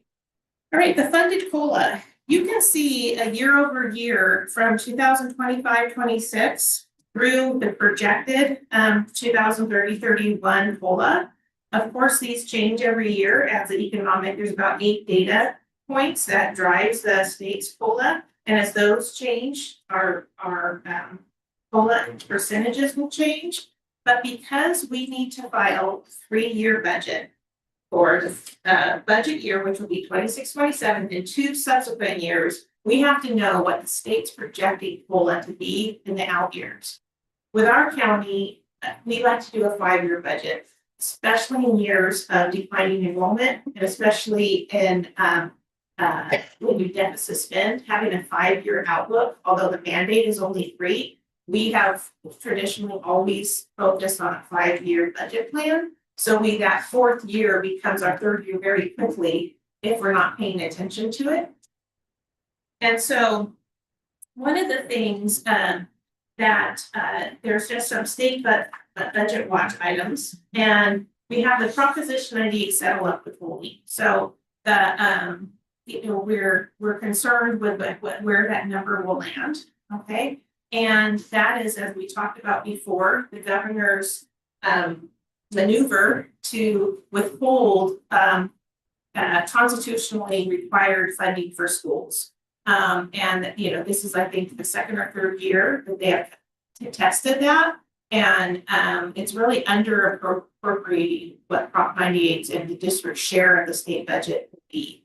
So how have you, in terms of the budget, with 5.6, 3.9, or nothing, well, because closing it? Because it's not apportioned, it's not part of LCFF. So this is money that is not in our budget. No, regardless of where that number lands, whether it's 0 or 10, that budget, that dollar amount is not in our budget because we don't know how that's going to come to us. Really, it can come to a variety of ways. And the state has multiple years that they can decide when to pay it back. And I've said this before without getting too much into the weeds of the budget. When the governor wants to get credit for the shortfall in eliminating the deferrals, okay, that is a credit that the state can use to cancel a debt that is owed to us, okay, actually owed to us. But for us, it's not spending power because it's cash basis. We budget, it's just their payments to us being delayed it's not more payments. But we don't get to account for our books the way that the state does, with so it's, there's some manipulations there that are unfair, I think, to school districts. There's also some and also to not to get in too much into the weeds tonight, but there's some state preschool propositions to move state preschool into Prop 98 and try to re-bench Prop 98. But right now, as proposed, the re-benching is only current active seats, not total allotted seats. So it would be having the vacant seats right now and any additional growth come from TK through $12. So there are some things that we need to watch, and you're probably, because you're members, you're probably getting advocacy emails from CSBA, APSA, School Services put one out today. They talked about it in my meeting last Friday. They Patty Herrera and John Gray were both at the county office in San Bernardino at our meeting. So they kind of drilled down into some of these maneuvers that the state is doing. So but with that, maybe I'll pause here. But I don't know if that was done yet. Okay. No, just you're talking about maneuvers, and you can correct me if I'm wrong, but we're mandated as districts. The requirement is having a longer extended leave for pregnancy, but it's not being funded. I have a slide for that, unless I condensed it. Yes, I think I have a slide. I wasn't seeing it further on the video. I just in terms of I will talk about it now because I might have, in my hope to condense, I might have lost it. Where is it? It is in there. So I just when I can get to it. Okay. Let's see. That, yes, I will get to that. Yeah, then that's fine. Okay. Like I said, it's a maneuver to take the COLA. Yeah. Yeah. So it's sneaky. Yes. Yes. Talk about it later. Okay. Right. And then if we talk about that additional money that schools are owed and not getting, some estimates are that would equate to $654 per ADA. So that's a lot of money if it was divided equally across ADA at the state level. Okay. And just breaking down the attendance rate per day a little bit more. Since every student demographic group in under the UPP is funded a little bit differently with supplemental and concentration grants, the base amount, every student's the base amount. But if everyone met, and if they wouldn't, every component of LCFF, that would be 80, an average LCFF per student for ADA, that'd be $83.13. But really, when we look at what our budget break even would be on a per day, we want to use the base because since we don't necessarily know what student it is in that count. But if we just had a 1% increase in our total ADA, that's about $400,000 in today's, in this LCFF with this COLA. And so, that's a direct increase of funding to the general fund. So it's powerful when you think about what just 1%. Next. Okay, we did talk about enrollment and why it matters. I think I've already talked about this slide pretty much, but one of the things that we want to talk about is where we are right now. We've completed 10 full attendance months of school, and you can see that black line with my arrow we are here, and how we've had very flat in enrollment this year. We're not seeing those declines. You can see the last several years are clustered into one area.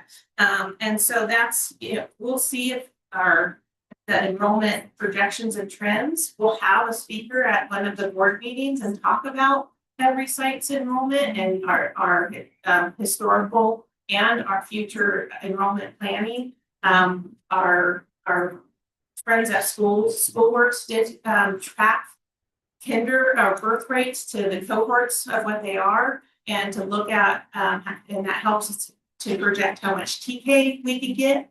And starting in 27, 28, even their numbers are saying we're probably gonna have a little dip in our enrollment across the TK numbers as the kids moving into our system. Doesn't mean we might not grow from families moving up here, but just looking at it from a birth rate, but it's also small, tiny decreases, so yes, over time, but still relatively flat at enrollment. So, and one of the things that I had a slide and that would be convincing that I just took it out. So that since 2004, 2005, student enrollment in the state of California has declined by a total of 9.3%. That ADA and enrollment decline is also what generated, though, the opportunity for one-time monies at the state, because the state is paying less ADA but has the same Prop 98 obligation. So they've been able to fund that really by not finding other revenue sources for that, just in the savings of what they're paying school districts on ADA.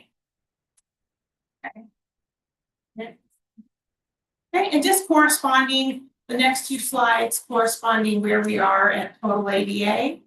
We can go forward one more and our stride to 95.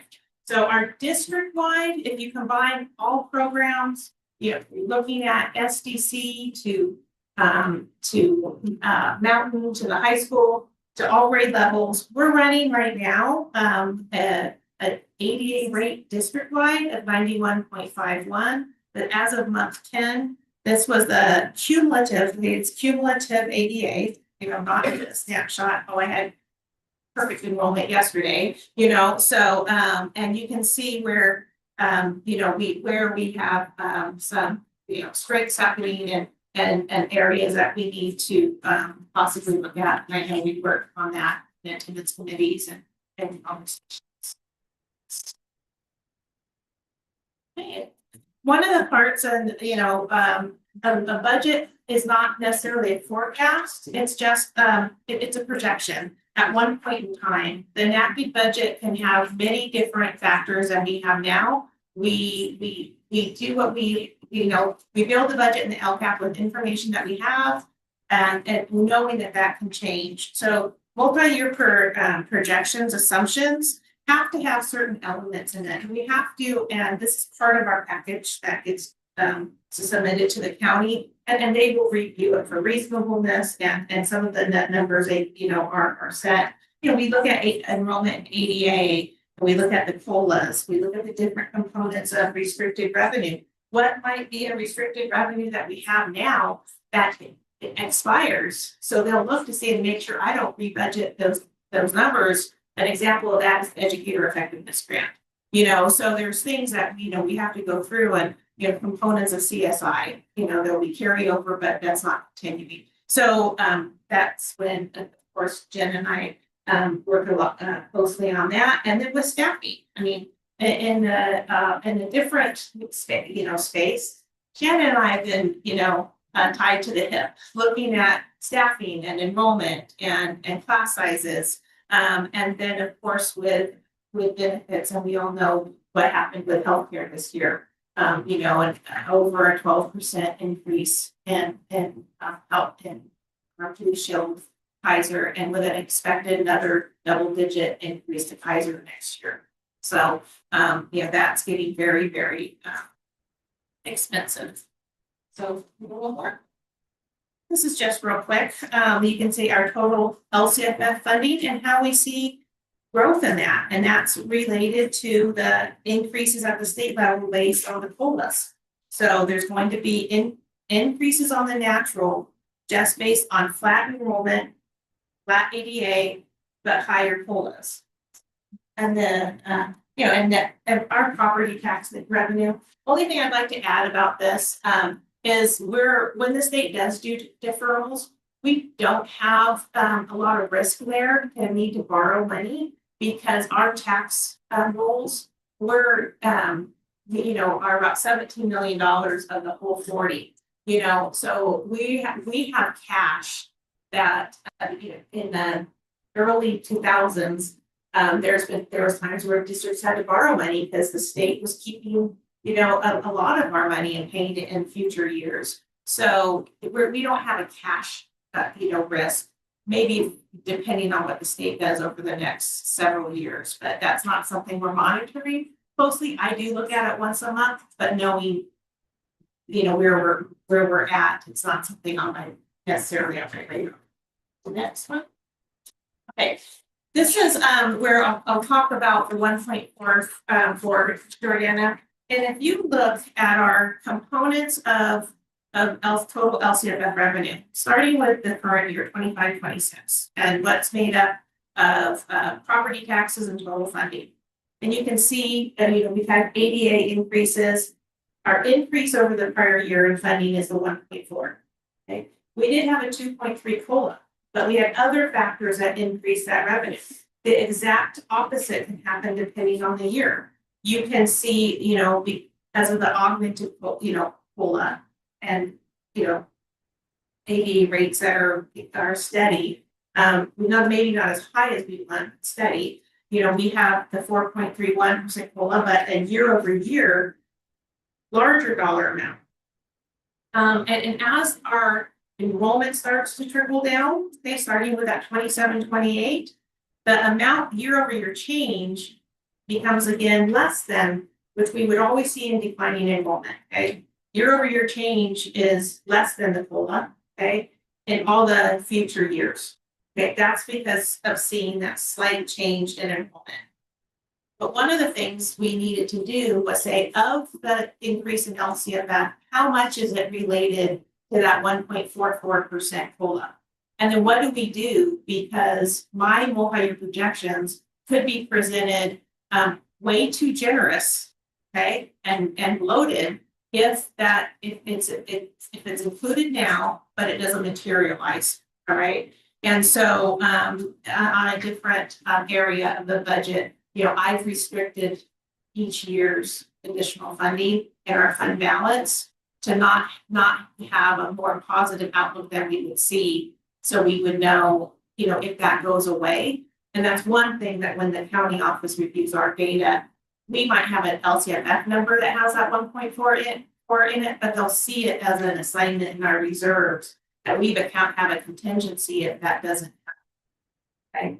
And the estimated costs, we just looked at 5-year history of what the paid pregnancy leave and how many we have had a lot of babies born. So if based on the last 5 years, the cost to pay that leave would be anywhere from $104 to $175 on today's dollars.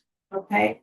But there's also a lot so right there, that's part of that growth that we have to set aside. And there's discussions on what will that program look like, and will it turn out there's advocacy out there to have the money not go to the districts, or to have it be billable where we pay for the leave, because there's very, very little risk that law won't get passed. So I think it's going to be here however the state pays for it. But it would be, is it a reimbursable?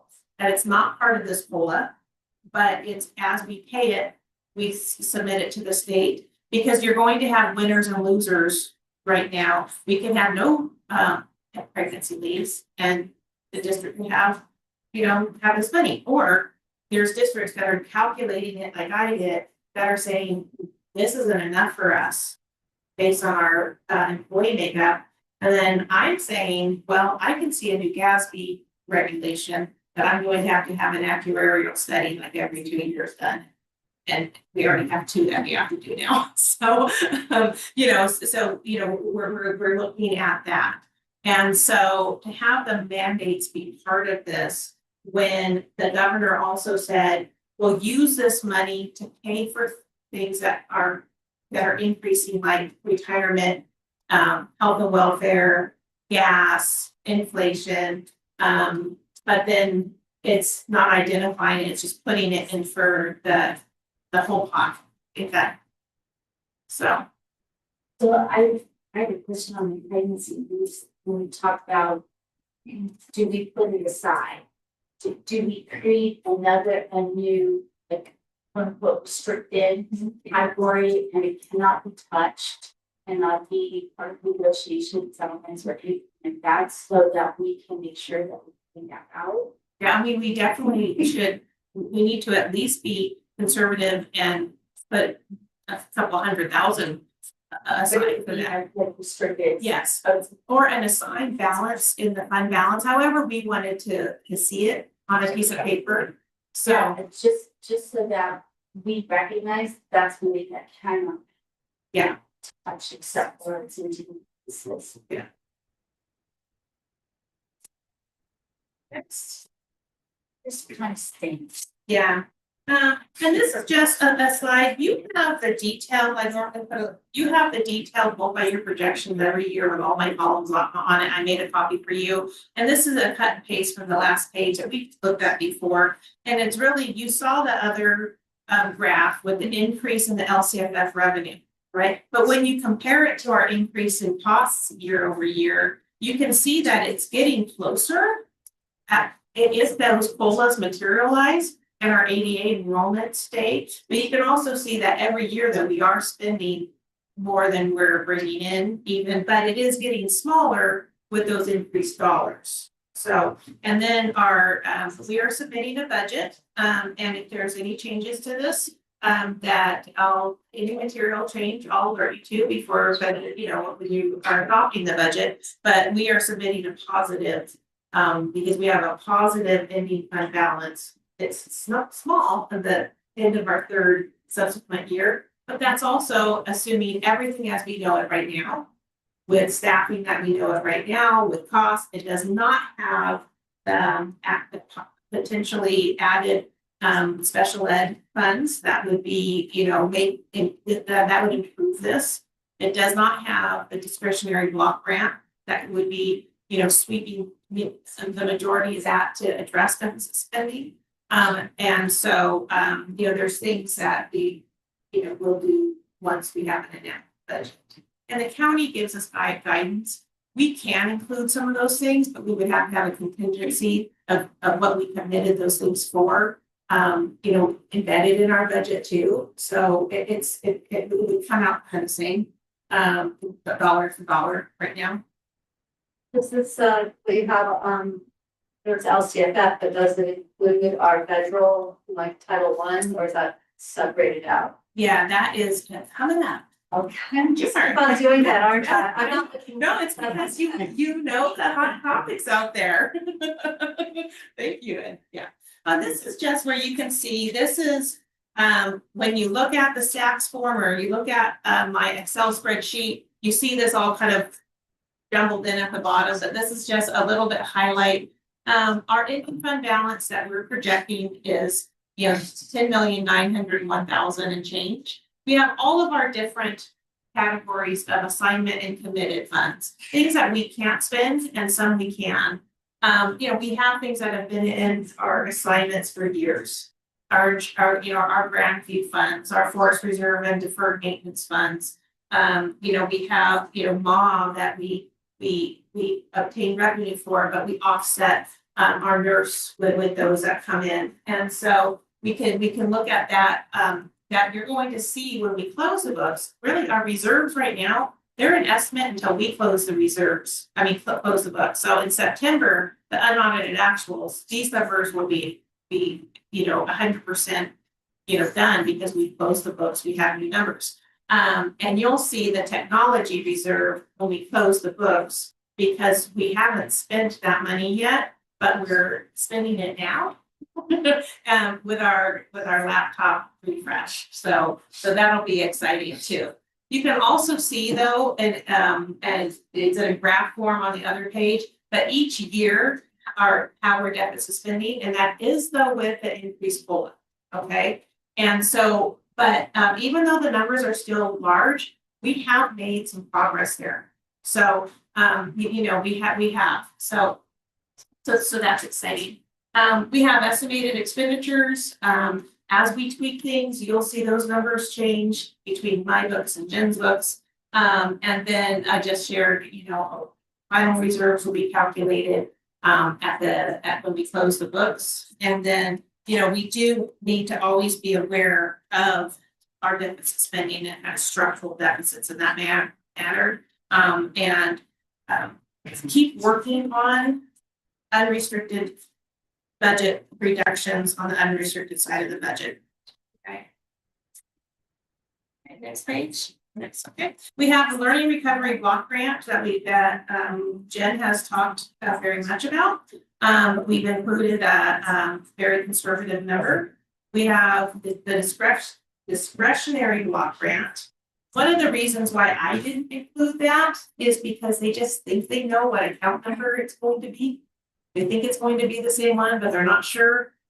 So I'm like, well, I don't want to put it in a number, but kind of on the technical side of the budget software until I know where it's going to be. And the per student amount has just been all over the place on where it might land. Special ed, like I said, we have not included that. And then we feel like that's going to be, though, pretty safe. Both the learning recovery block grant, some type of discretionary, and these 4 tiles are very safely, we can count on next year. Maybe not the per dollar amount, but that they'll be funded in some type of capacity. One of the things with the new KIT funds, kitchen infrastructure and training, there's a mandate in these funds. So it's kitchen infrastructure and training. If you want to type into the funds, you have to operate a food pantry. So, that is a little bit, there's ways to do it. Depending on how you do it, you have to be in compliance with the health department or not. That rule hasn't changed in 10 years. But depending on how we offer food pantry would determine the level of involvement from the health department. That's why we always be a little cautious with when we and then that's just pretty much touched on that one. And next slide. Wanted to just share with you with that special ed the reason why the state, I think it's a very commendable thing. I've said things that not totally negative with our state and how they budget, but ELOC, universal meals, those have been very positive and well worked. Now that we have ELOC going, it's been successful. The funding's appreciated. The commitment to universal meals is another one. And then to have a commitment now in the special ed world at the state, because you can see that, our averages are the same, it's very similar across what's happening at RIM. You hear up and down the state. So these numbers would translate with almost any other district, okay? That, when the federal share of special ed is only 7%, okay? And I think their goal is to get that to 40, but that was a 20-year goal ago.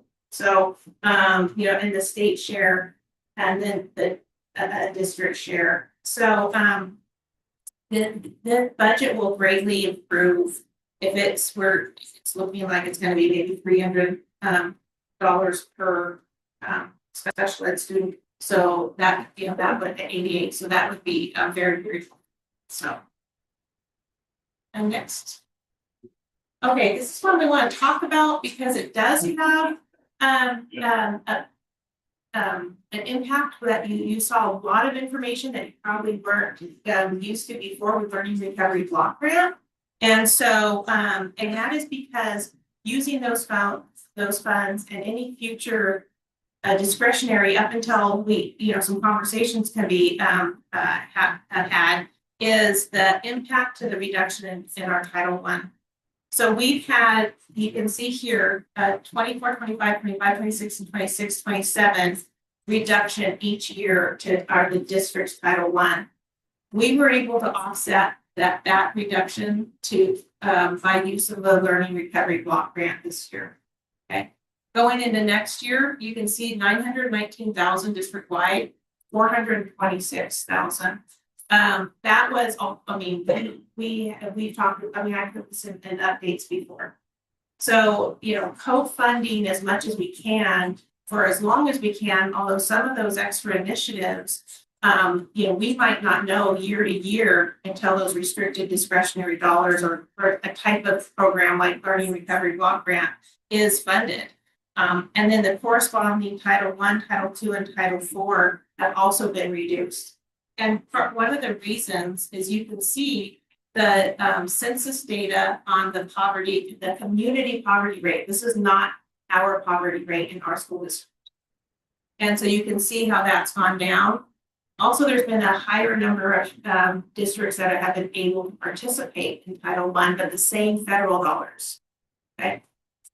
We reached out to the CDE, and reached out to the census, and you know, talking to Dr. Saviano yesterday, we had actually a lovely person that we connected with yesterday, and I had about a half-hour phone call. I gave them the information from the state. They were a small community liaison in the Census Department in DC. Okay. We connected, and an interesting little story. I don't want to go too long, so I'm already going way too long than I expected. But her colleague in DC grew up here. So, you know, by the time we connected, this person was like, oh my gosh, my colleague next to me was telling me all about your mountains. So I started diving into your data. And, you know, she was just about the first 10 minutes was stories her colleague has shared. So it's like, you know, felt like we had a personal connection to that. Unfortunately, she did go through a lot of the data, and you know, she couldn't find any glaring errors, but she said some things we could do. I mean, she's going to follow up with an email to Dr. Saviano and I with some areas that we could look at. You know, with our district, the census gets that community poverty rate by mostly two different data points. The American Community Survey, okay, and 1040 tax returns. That corresponds with how this, when you're doing the census surveys, if you're, you know, full-time resident, you're part-time resident, you know, and that percentage. And that they share that they, you know, capture that full-time resident, you know, pretty accurately, to not have someone who is, you know, comes up, you know, a handful of times in a year with a $5 million, you know, lake. So, so because we were saying, could it be all the Airbnbs? Could it be, you know, a segment that's very wealthy, that's homeowners, but not necessarily live here? And that doesn't seem to be the problem, unless, depending on how people are answering those questions. So if one of those people who answered the question said, yes, I live here full time, and whether that's accurate or not, okay? And also with the American Community Survey, it tends to be middle and upper class who complete those surveys, and to reach those lower income households who tend to respond to surveys less than other groups do, okay? So, so looking at that for next year, we're also going to connect with a liaison to help with some of that outreach in some of the areas that might be impacting our community data, because she actually, you know, at least through the phone, you know, felt, you know, had a heart to like, I could see where this is hurting you. Okay. Our county is also so big. Okay. The number of districts in our county is also hurting us.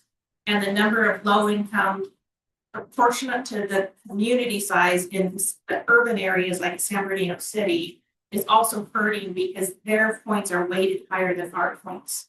So if the community proportionality is, I'm not going to get too much into this, then that can hurt, because their families would be weighted higher than ours.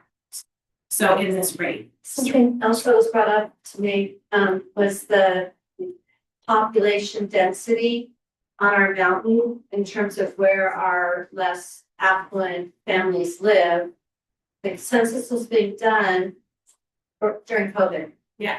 And so the folks who are going around and knocking on doors, it's a lot harder in our mountain further distance to travel from house to house to house as opposed to in an apartment building and the like. So, But these do get updated with those The surveys, ACS? yes. but again, with the ACS, it's, they do a lot of extrapolating is what was shared with me. So, and our community isn't well designed to be able to get hard data. So where there They're isn't not the going actual to go data. to the top of where my streets, you Or, know, or or down to the practices yours. that we delivering food to Yeah, during yeah. COVID and the like. So there's probably a lot of filling in the blanks with data that might have happened that have hurt our story. But you can even just see from 2024 to now, which 2024 data, you know, was some of that post-COVID.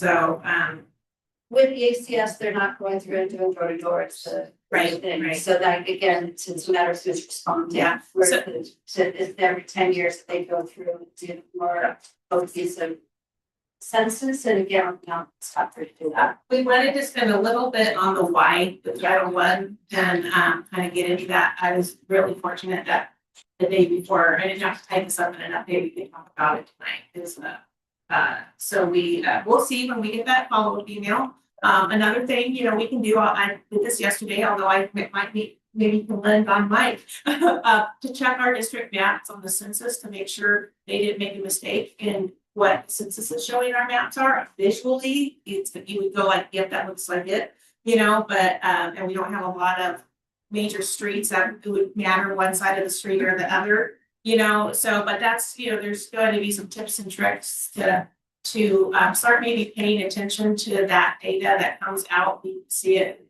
it's kind of one of those lose, like Brent's gonna lose in it again, how it works out. Next two slides, I'm not going to really go read these. We've talked about them kind of throughout this with, you know, the Prop 98, you know, what's going to happen at the state. There's just, you know, some risk and watch items, and I won't go through them. I think everybody knows about where they are. And next slide is just kind of, you know, what we do next. You know, we'll be submitting, and Jen and I both have agenda items to adopt our LCAP and budget. We'll close the books, we'll revise, as and the state, you know, their enacted budget, we'll make adjustments. Do you have any questions? Thank you, Jenny. Thank you so much. So with that, 9.2A, all public hearings to order. I need a motion. So moved. Bill's the first, second.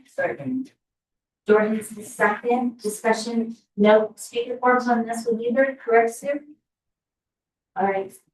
So with that, we call this to order at 7:44. No speaker forms. On for the vote to open at 7:44. Oh, yeah, voting, aye, thank you. Any opposed? Motion carries. 9.2B, call public hearing to close. So moved. Bill, Second. Jordan. Discussion? If none, call for the vote on seven. Second, so. Dude, you are feisty right now at 7:44, so we are going to close this hearing at 7:44. All in favor? Aye.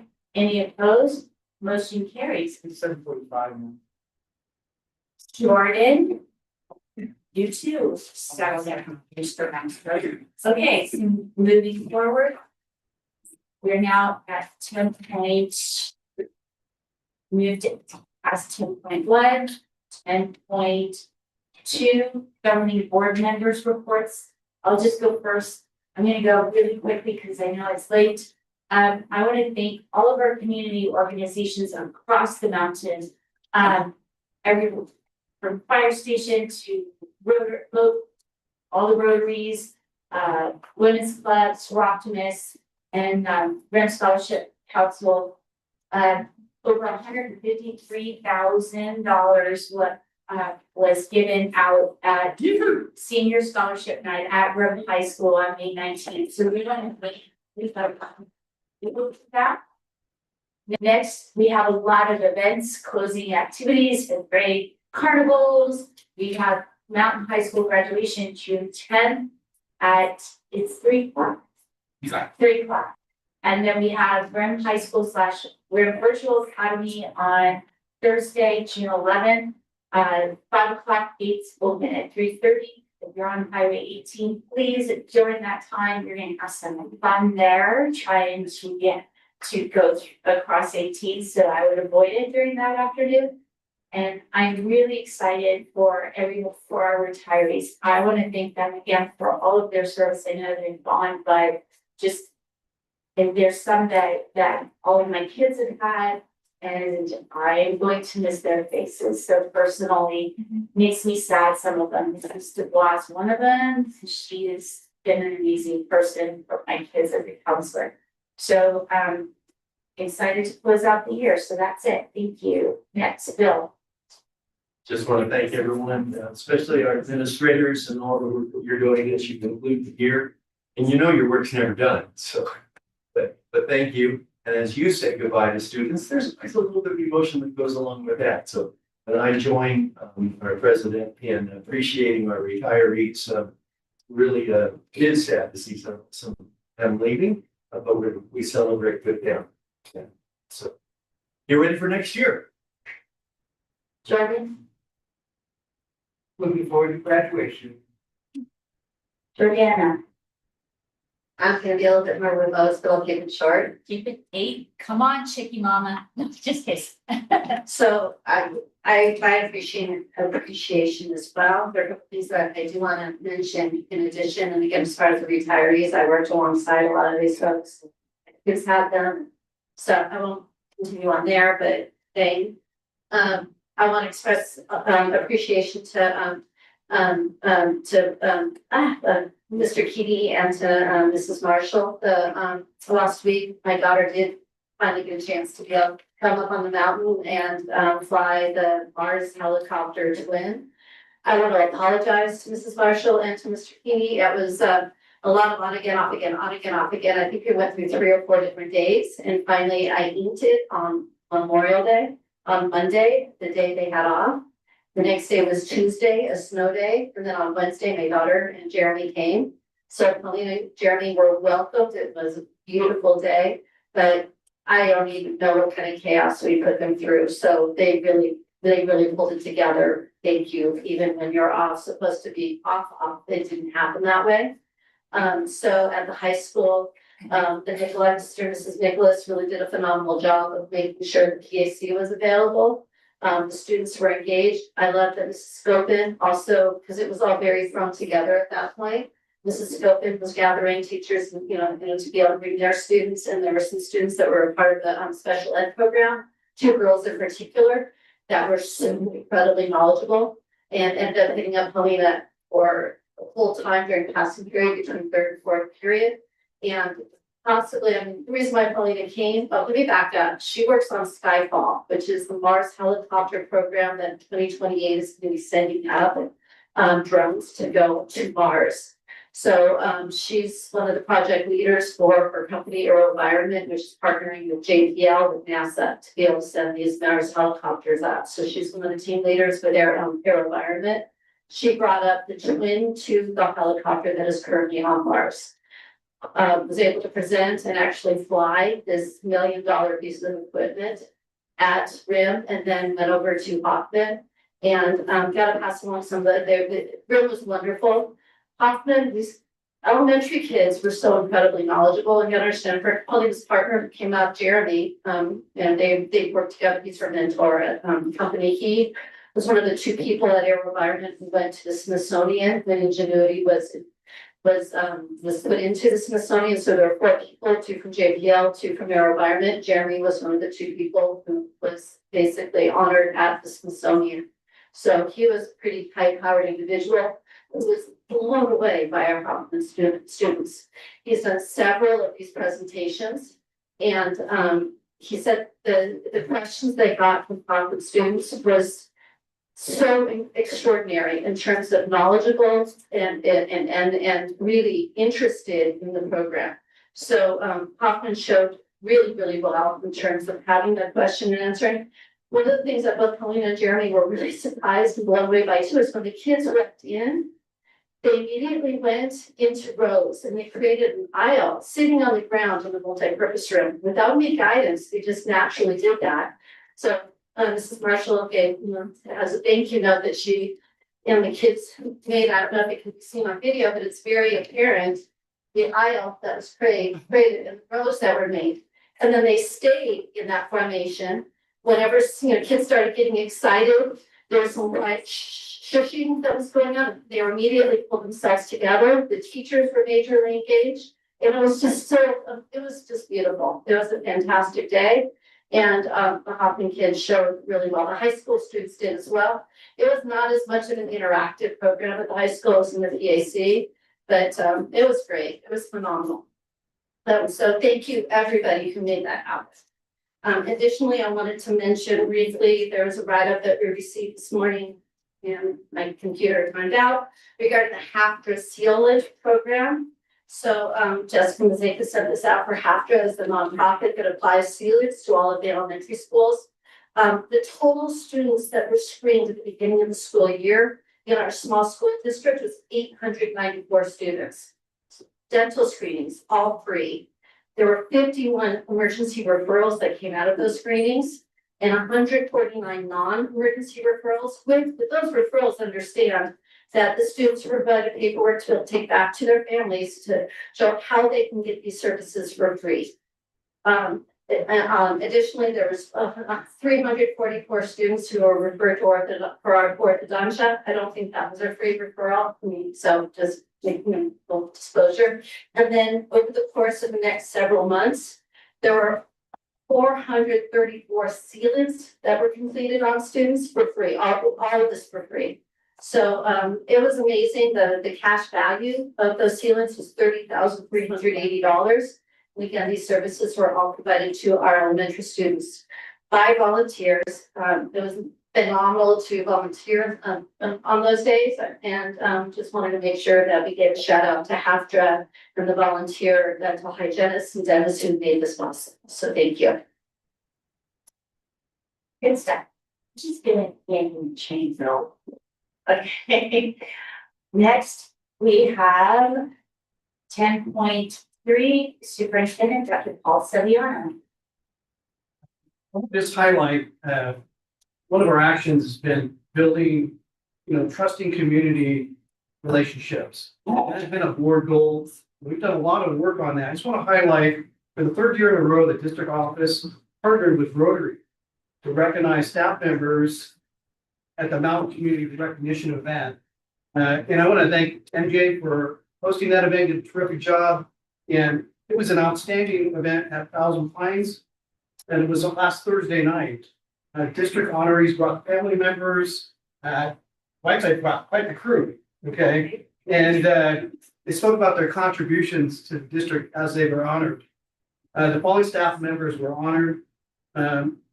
Cindy Parker from LAE, Aruni Goldsberry from CNS, and Barini from RVA, Carl Ehrman, 30 years of service for NPH, Kaylee Bonilla, Ed Services, Scott Whiteside, it's not a familiar name, Mountain High School, Kathy Dubois at Rim High School, Amanda Adberg from ELOC, and Stephanie Clemens from BOE.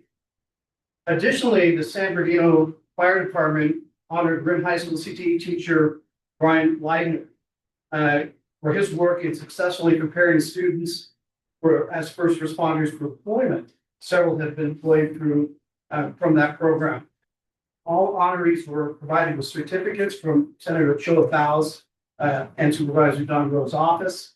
And it was really just a truly outstanding event. So I want to thank, it's the first time we've been able to attend. I've been able to attend because it was scheduled on board meetings the last 2 years. I just want to also remind us as we conclude the 25-26 school year, I want to thank our Board of Education, our certificated staff, classified staff, and our administrative team in all of our educational departments. It's been really a phenomenal year. And we've made a lot of progress, successful progress towards our actions, strategic actions and goals. We look forward to the 25, 26, 27 school year and our future work together. Lastly, let's finish this week's podium and celebrating our Grimm High School MHS and adult education graduating class 2026. This concludes my remarks. Thank you, Dr. Siliano. 11.0 discussion information items, 11.1 legislative and advocacy report. We already discussed quite a bit of it on the budget. I just want to remind everybody out there in TV land that the governor's manipulation of Prop 98, even though originally proposed with a $5.6 billion holdback in January, it's now been reduced to a $3.9 billion holdback of money that is due to schools. This is unconstitutional, and I just want to say that California School Board Association, AXO, which is the administrator, superintendent, CTA, California Teachers Association, everybody is opposed to this. So hoping that we did get word that the state Senate opposes this maneuver. We'll see how this goes in the negotiations in the next month when the budget needs to be approved. The other thing that is concerning is even though we do have what's called the super COLA, 2.87% of that is statutory. That augmentation part of the super COLA that Jimmy talked about, that is the pot where the pregnancy leave right now, where the governor is saying, you guys, will pay for the pregnancy leave, and I'm going to support this, even though I voted it down years previously. We can pay this in that part of the COLA.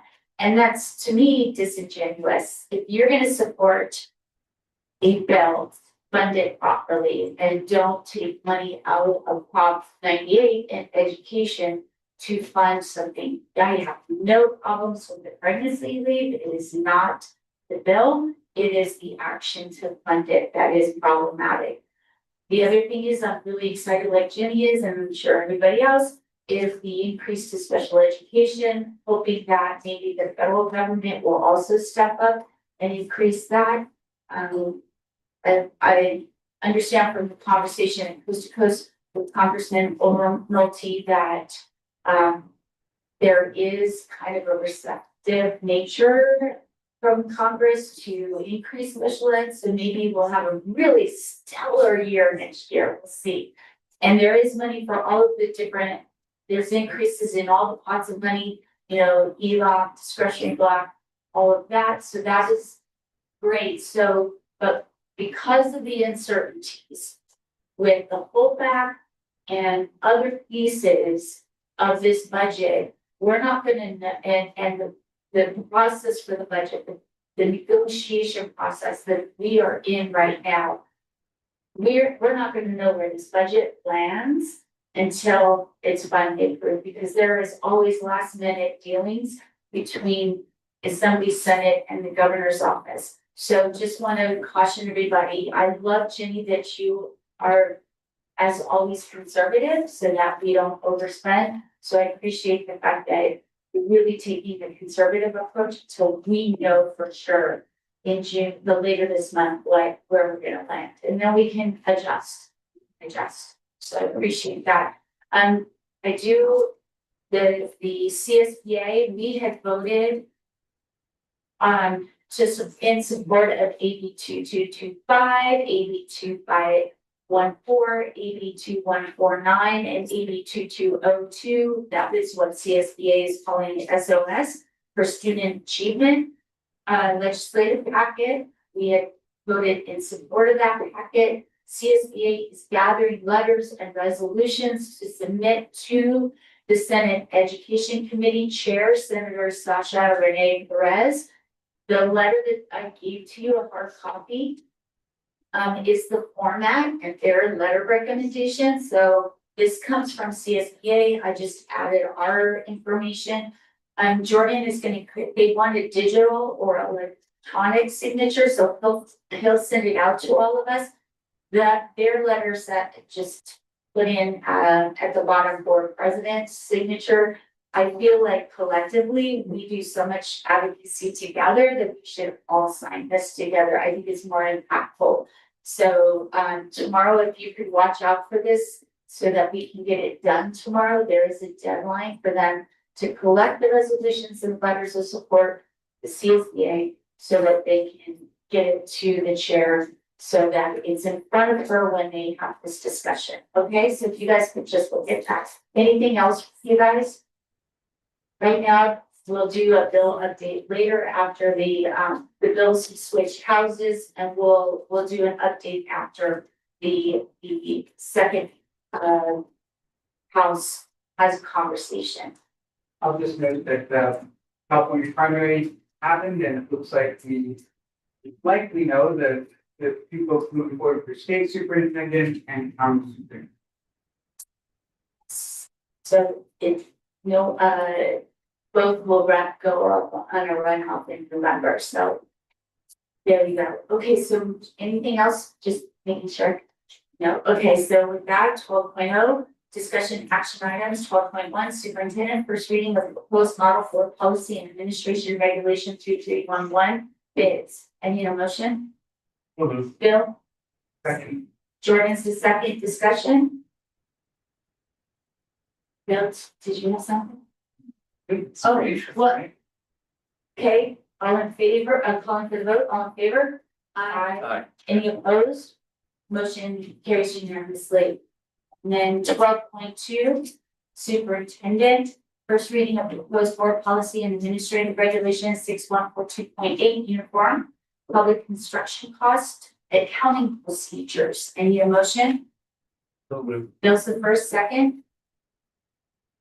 Jordan is the second. Discussion? If none, calling for the vote, all in favor? Aye. Any opposed? Motion carries unanimously. 12.3, superintendent, first reading of proposed model board policy 3312 contracts. Any motion? So moved. Bill's the first, second. Second. Jordan's the second. Discussion? If none, calling for the vote, all in favor? Aye. Any opposed? Motion carries unanimously. 12.4, superintendent, first reading of the proposed board policy administrative regulation 5141, healthcare and emergencies. Motion? So moved. Bill's the first, second. Second. Jordana, discussion? If none, calling for the vote, all in favor? Aye. Any opposed? Motion carries unanimously. 12.5, superintendent, first reading of proposed board policy and administrative regulation 5142, safety. I need a motion. So moved. Bill's the first, second. Second. Jordan is the second. Discussion? If none, calling for the vote, all in favor? Aye. Any opposed? Motion carries unanimously. 12.6, superintendent, first reading of proposed board policy and administrative regulation 6178.1, work-based learning. Need a motion. So moved. Bill's the first, second. Second. Jordan is the second. Discussion? If none, calling for the vote, all in favor? Aye. Any opposed? Motion carries unanimously. 12.7, superintendent, first reading of proposed bylaw 9005, governance standards. I need a motion. So moved. Bill's first, the second. Second. Jordan's the second. Discussion? If none, calling for the vote, all in favor? Aye. Any opposed? Motion carries unanimously. 12.8, personnel services, approval to increase the certificated management, classified management, and classified confidential salary schedules 1.5% effective July 1st, 2025, an additional 1% effective July 1st, 2026, and provided one-time off-schedule payment of $1,500 to all management and confidential employees. Fiscal impact, $40,506 ongoing.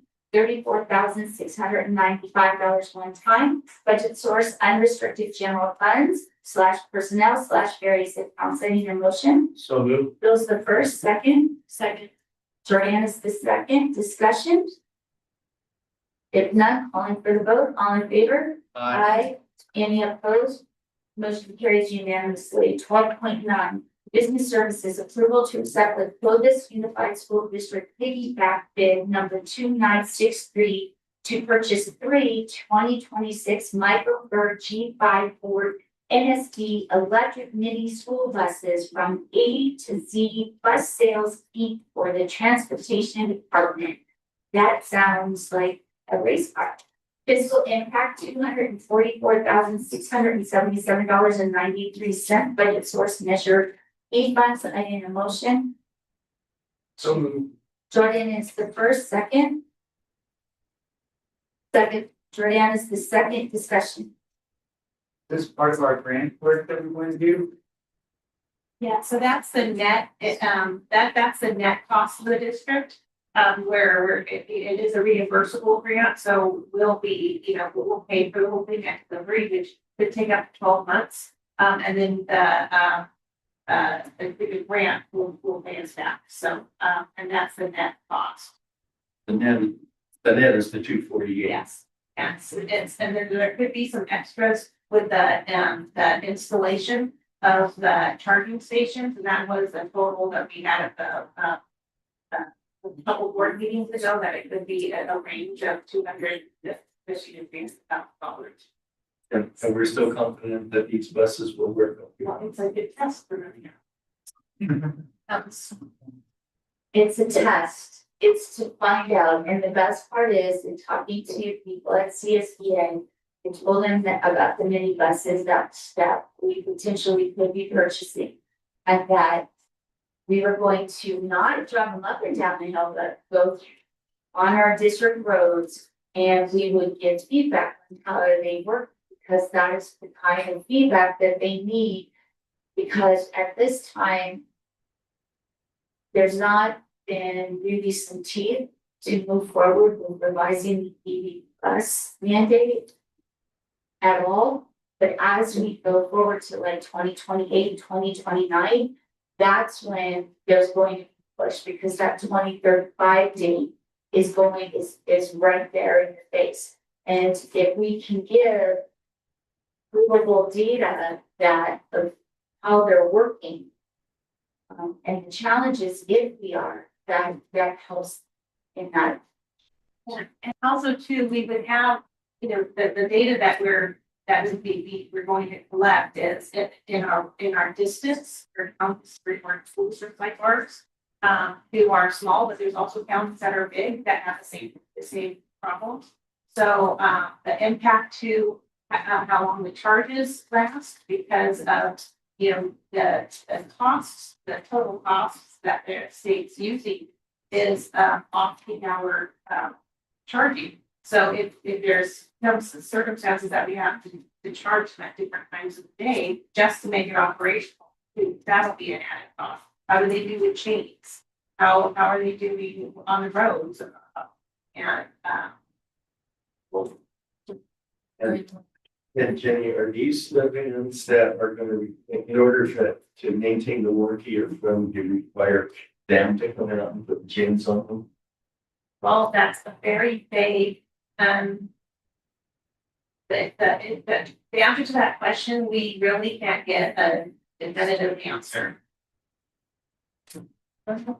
Yeah, I just think the other thing to keep in mind, if these buses prove to be successful, we have an aging fleet, and they would replace those buses, and that would, based on the data that we've seen. And their per unit cost is considerably less than if we were to go there and actually replace those buses as it is. So it's a risk, but it is a wise risk. And how much is the savings on with those? I do not have that. I'd have to go through the piggyback bid and compare it to market value without a vendor contract. I do not have that. We just got these prices at this amount because of that piggyback. And so that was part of the grant package. I mean, they supply that, with the grant writers, that was part of the whole item on how we got the cost per unit. So I did not. I was pleased with that. I went, it's really great. Yeah. So that's positive, even though, I'm real excited about the idea of electric buses up here. And just double checking with these buses, many buses are going to be equipped with whatever kind of additional equipment we need to be able to. Yeah, we have multiple sales orders go through because it's like fog lights, you know, and different items like that. You know. Any other discussion? If none, calling for the vote, all in favor? Aye. Any opposed? Half. That, there is no box on here for a half eye, mister. Your eyes are. So either ayes or nays. It's a nay eye. No, still not happening, dude. Yes or no, buddy? That's it. I'll say aye. Resistance. Motion carried unanimously. Noting that Bill has an A, yes, no, and my eyes twitching now. Okay, 12.10, business services, approval of resolution number 25/26-14 regarding the education protection account, fiscal impact budgeted, budget source total, local control funding formula allocation. Any motion? So moved. Bill's the first, second. Jordan's the second. Discussion? If none, calling for the vote, all in favor? Any opposed? Motion carries unanimously. 12.11, business services, approval of resolution number 25/26-15, designating certain general funds as committed fund balances, fiscal impact to be determined. Any motion? So moved. Bill's the first.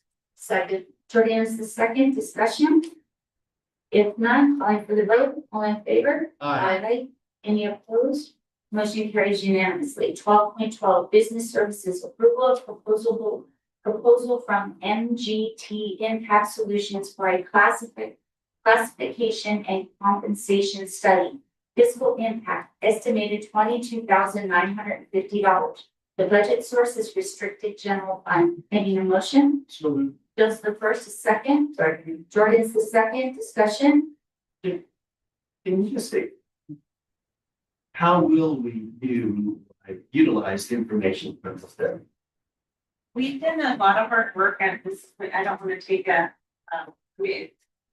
it's you too. So at the bargaining table with CSEA, we did a lot of work this year on revising job descriptions. I mean, they'll be prepared as approved by, we have approved them at the table. And then we'll bring it forward. I don't know how that process will work.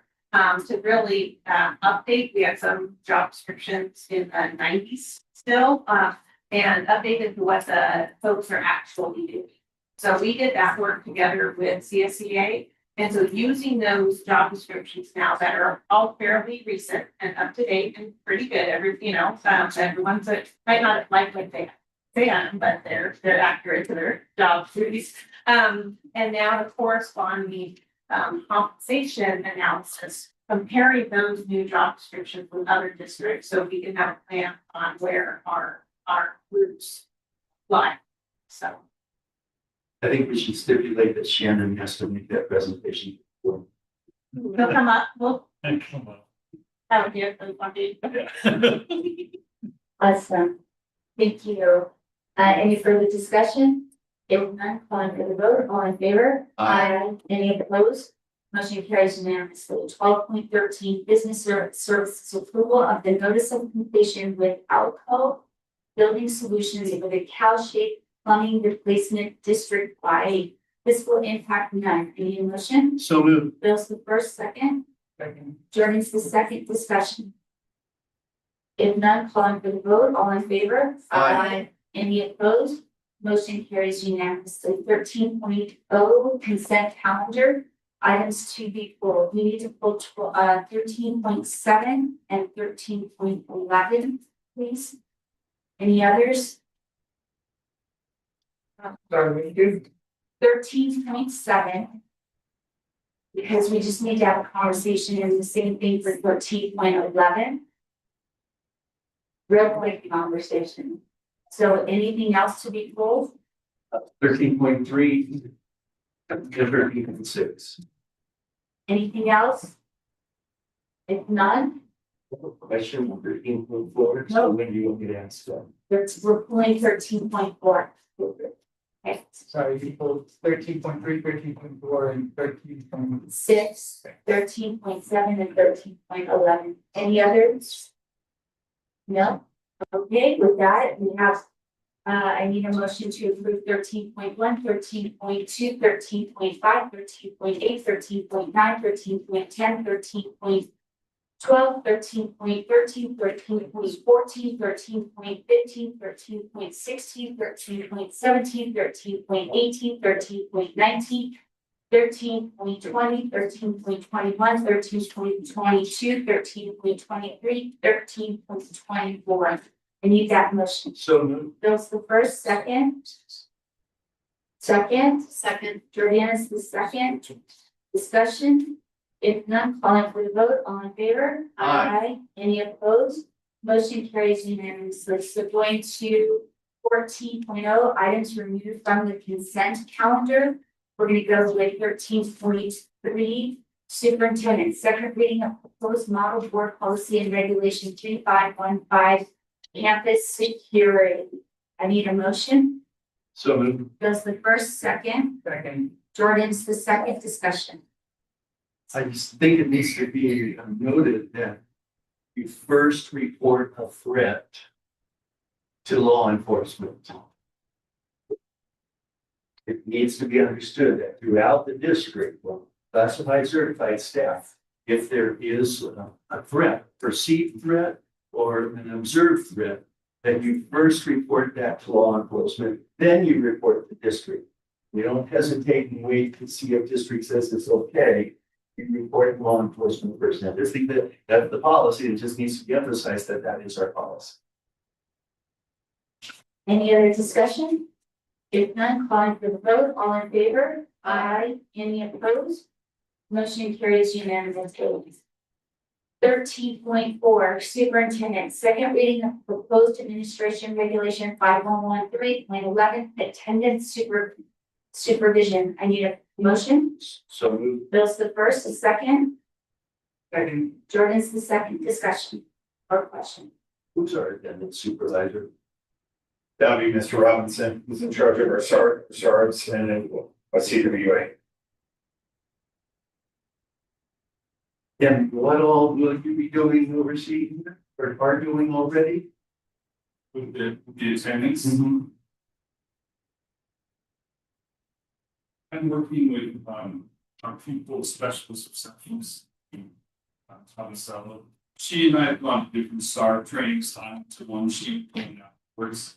So we're going to be collaborating. It's in my board meeting. We're going to be collaborating with various school districts, and it's going to be attending CWA meetings monthly stuff. So we're just looking at ways finding smaller school districts in rural settings, spending time over the summer, programs and plans and seeing the community trying to increase attendance overall. And also we've held SAR meetings. We follow the process. We've sent out invitations. We're not getting the turn on parents. The parents that do show up very helpful. So we're trying to figure out what's a better way to with the parents. We offer the phone, we offer Zoom, we offer in person. So what are the ways to the parents influence? Shannon?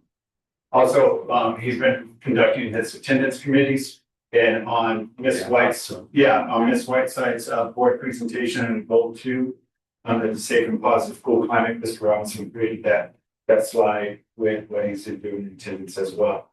And so with the attendance committees and everything that we're in place and continue on, that will increase in Saturday schools as well. As you can see from the previous presentation, I believe it's $56,000 and some change that was improved through Saturday school. And the principals have done a great job of that, and they're going to continue to do that going into next year.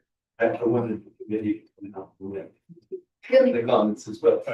And yet we still have lots of issues with attendance, as some of us know at certain schools. So I do want to point out, though, I meant to say it earlier, that looking at the report, that Hoffman had 94% ADA, so not quite 95%, but that's I'm sure the Saturday schools helped. That was good to see. In fact, I think it was all three elementary schools left the way. It was pretty fun. I do want to add, I know this is on Ed Services, sorry, Madam President, for interrupting. But BOE had 100% on the cast. Right. So, BOE, I know that, it's at Ed Services side, but also, and also, correct me, but I believe we hit our mark as a district for the cast. And, I don't want to infringe too much on Ed Services, but kudos to our admin and kudos to our staff. And I think your other schools were at 97. They were pretty high too. Yes. Congratulations to everybody. But VOE, 100% amazing. Mrs. Wexler, you wanted to say something? Well, just that your most recent board update, you can see those past members, maybe go a little bit more. But again, we sent out a message to VOE, that's huge, 100% participation, 0 opt-outs. That's a lot of effort, a lot of calls, a lot of coordination. So again, kudos to Mrs. Mayor. Thank you, Stefano. Did you want to contribute? No, just the number of opt-outs have dropped significantly for state testing and getting more students to participate and really making sure that we're able to use that data to gauge college career readiness for students over time. And that really is the intention of that data. And the opt-outs are basically like how reporting. I think when we were discussing chronic absenteeism, that was one thing that I was pointing out, was the fact that those families that we are just not reaching, what are the efforts? I know that other districts have an outreach officer, home visits, I know that that's a touchy thing, but you're right, we have to think, because SARS is great as the first line, so to speak, but I mean, in terms of when you get that far to do those absences, but if you do not have a family responding whatsoever, we have to do more to break down those barriers and see what's going on in the household that prevents a kid from coming. So I appreciate trying to think outside the box, what we can do and what we feel comfortable doing in breaking those barriers. And Althea really works hard at doing families, and she got well over 100 families that come in. Wow. All right. Meetings. She got a lot of connections to really good things. Fantastic. And part of it is building relationships with the families. When that is the very first thing, is when they feel that they have that person that cares and will listen to what's going on. I think that is the first line. Good job, Mrs. Zimmer. All right. So with that, did you have anything else, Bill? Any further discussion? If none, calling for the vote, all in favor? Aye. Any opposed? Motion carries unanimously. 13.6, Superintendent, second reading of proposed model administrative regulation 4161.2, personal leaves. I need a motion. So moved. Bill's the first, Jordan's the second, discussion. Yeah, I just wanted, you talked about the reproductive loss and does it include all of our language? Sorry. Sorry about that. Say that again. I apologize. That's okay, no problem. But we did our own work on reproductive loss. And so does the personal leave 13.6 include the language that we discussed, that we have? Yes, it does. Okay, thanks. Welcome. Okay, any other discussions? If none, calling for the vote, all in favor? Aye. Any opposed? Motion carries unanimously. 13.7, personnel services, approval of personnel page, fiscal impact to be determined, budget source, unrestricted general fund / restricted general fund / personnel / various accounts. I need a motion. So moved. Bill's the first, Jordan's the second. What we need to do is delete Michelle Solomon from that page. That is an amendment. Didn't we already vote on this? No, that's, you said we had to do it. Oh, okay. So a second is Jordan? Yes, So to clarify, is rescinding resignation. right. And taking her off of that, personnel page as, She's rescinding for reproductive. so with that, I mean, Well, I have a question on that. yes, All the student workers, are those summer workers? Are they next year's workers? Yeah, it's after the fact. So those will go these for this year. Oh, okay. And so, and then they could go over the summer stuff as well. We just take it as well. Okay, good. Thanks. As well, I want to do that. Yes, that's good to see. so with that. Any further discussion? If none, calling for the vote, all in favor? Aye. Any opposed?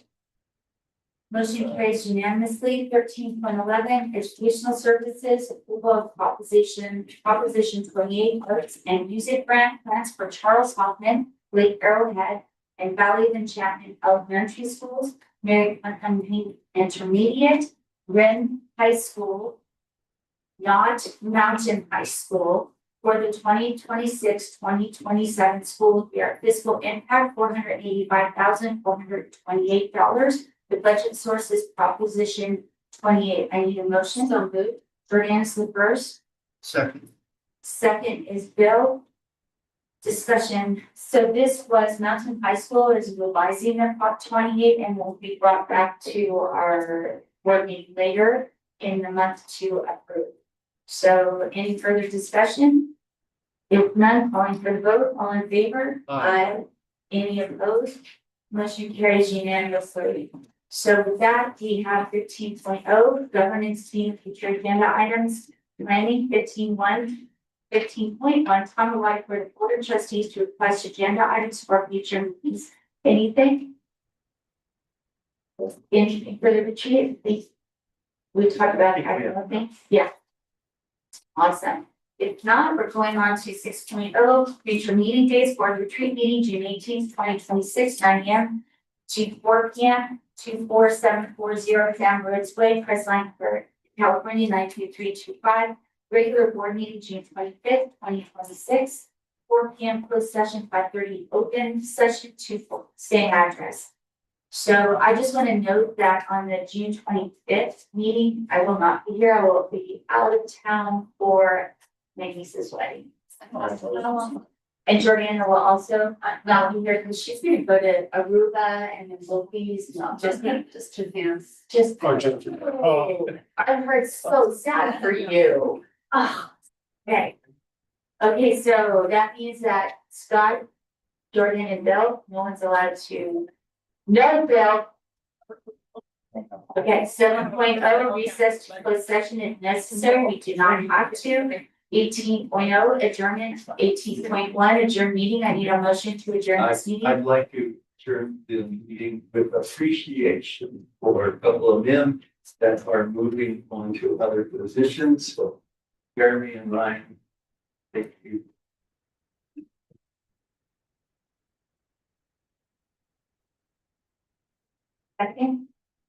Second, Jordana, discussion?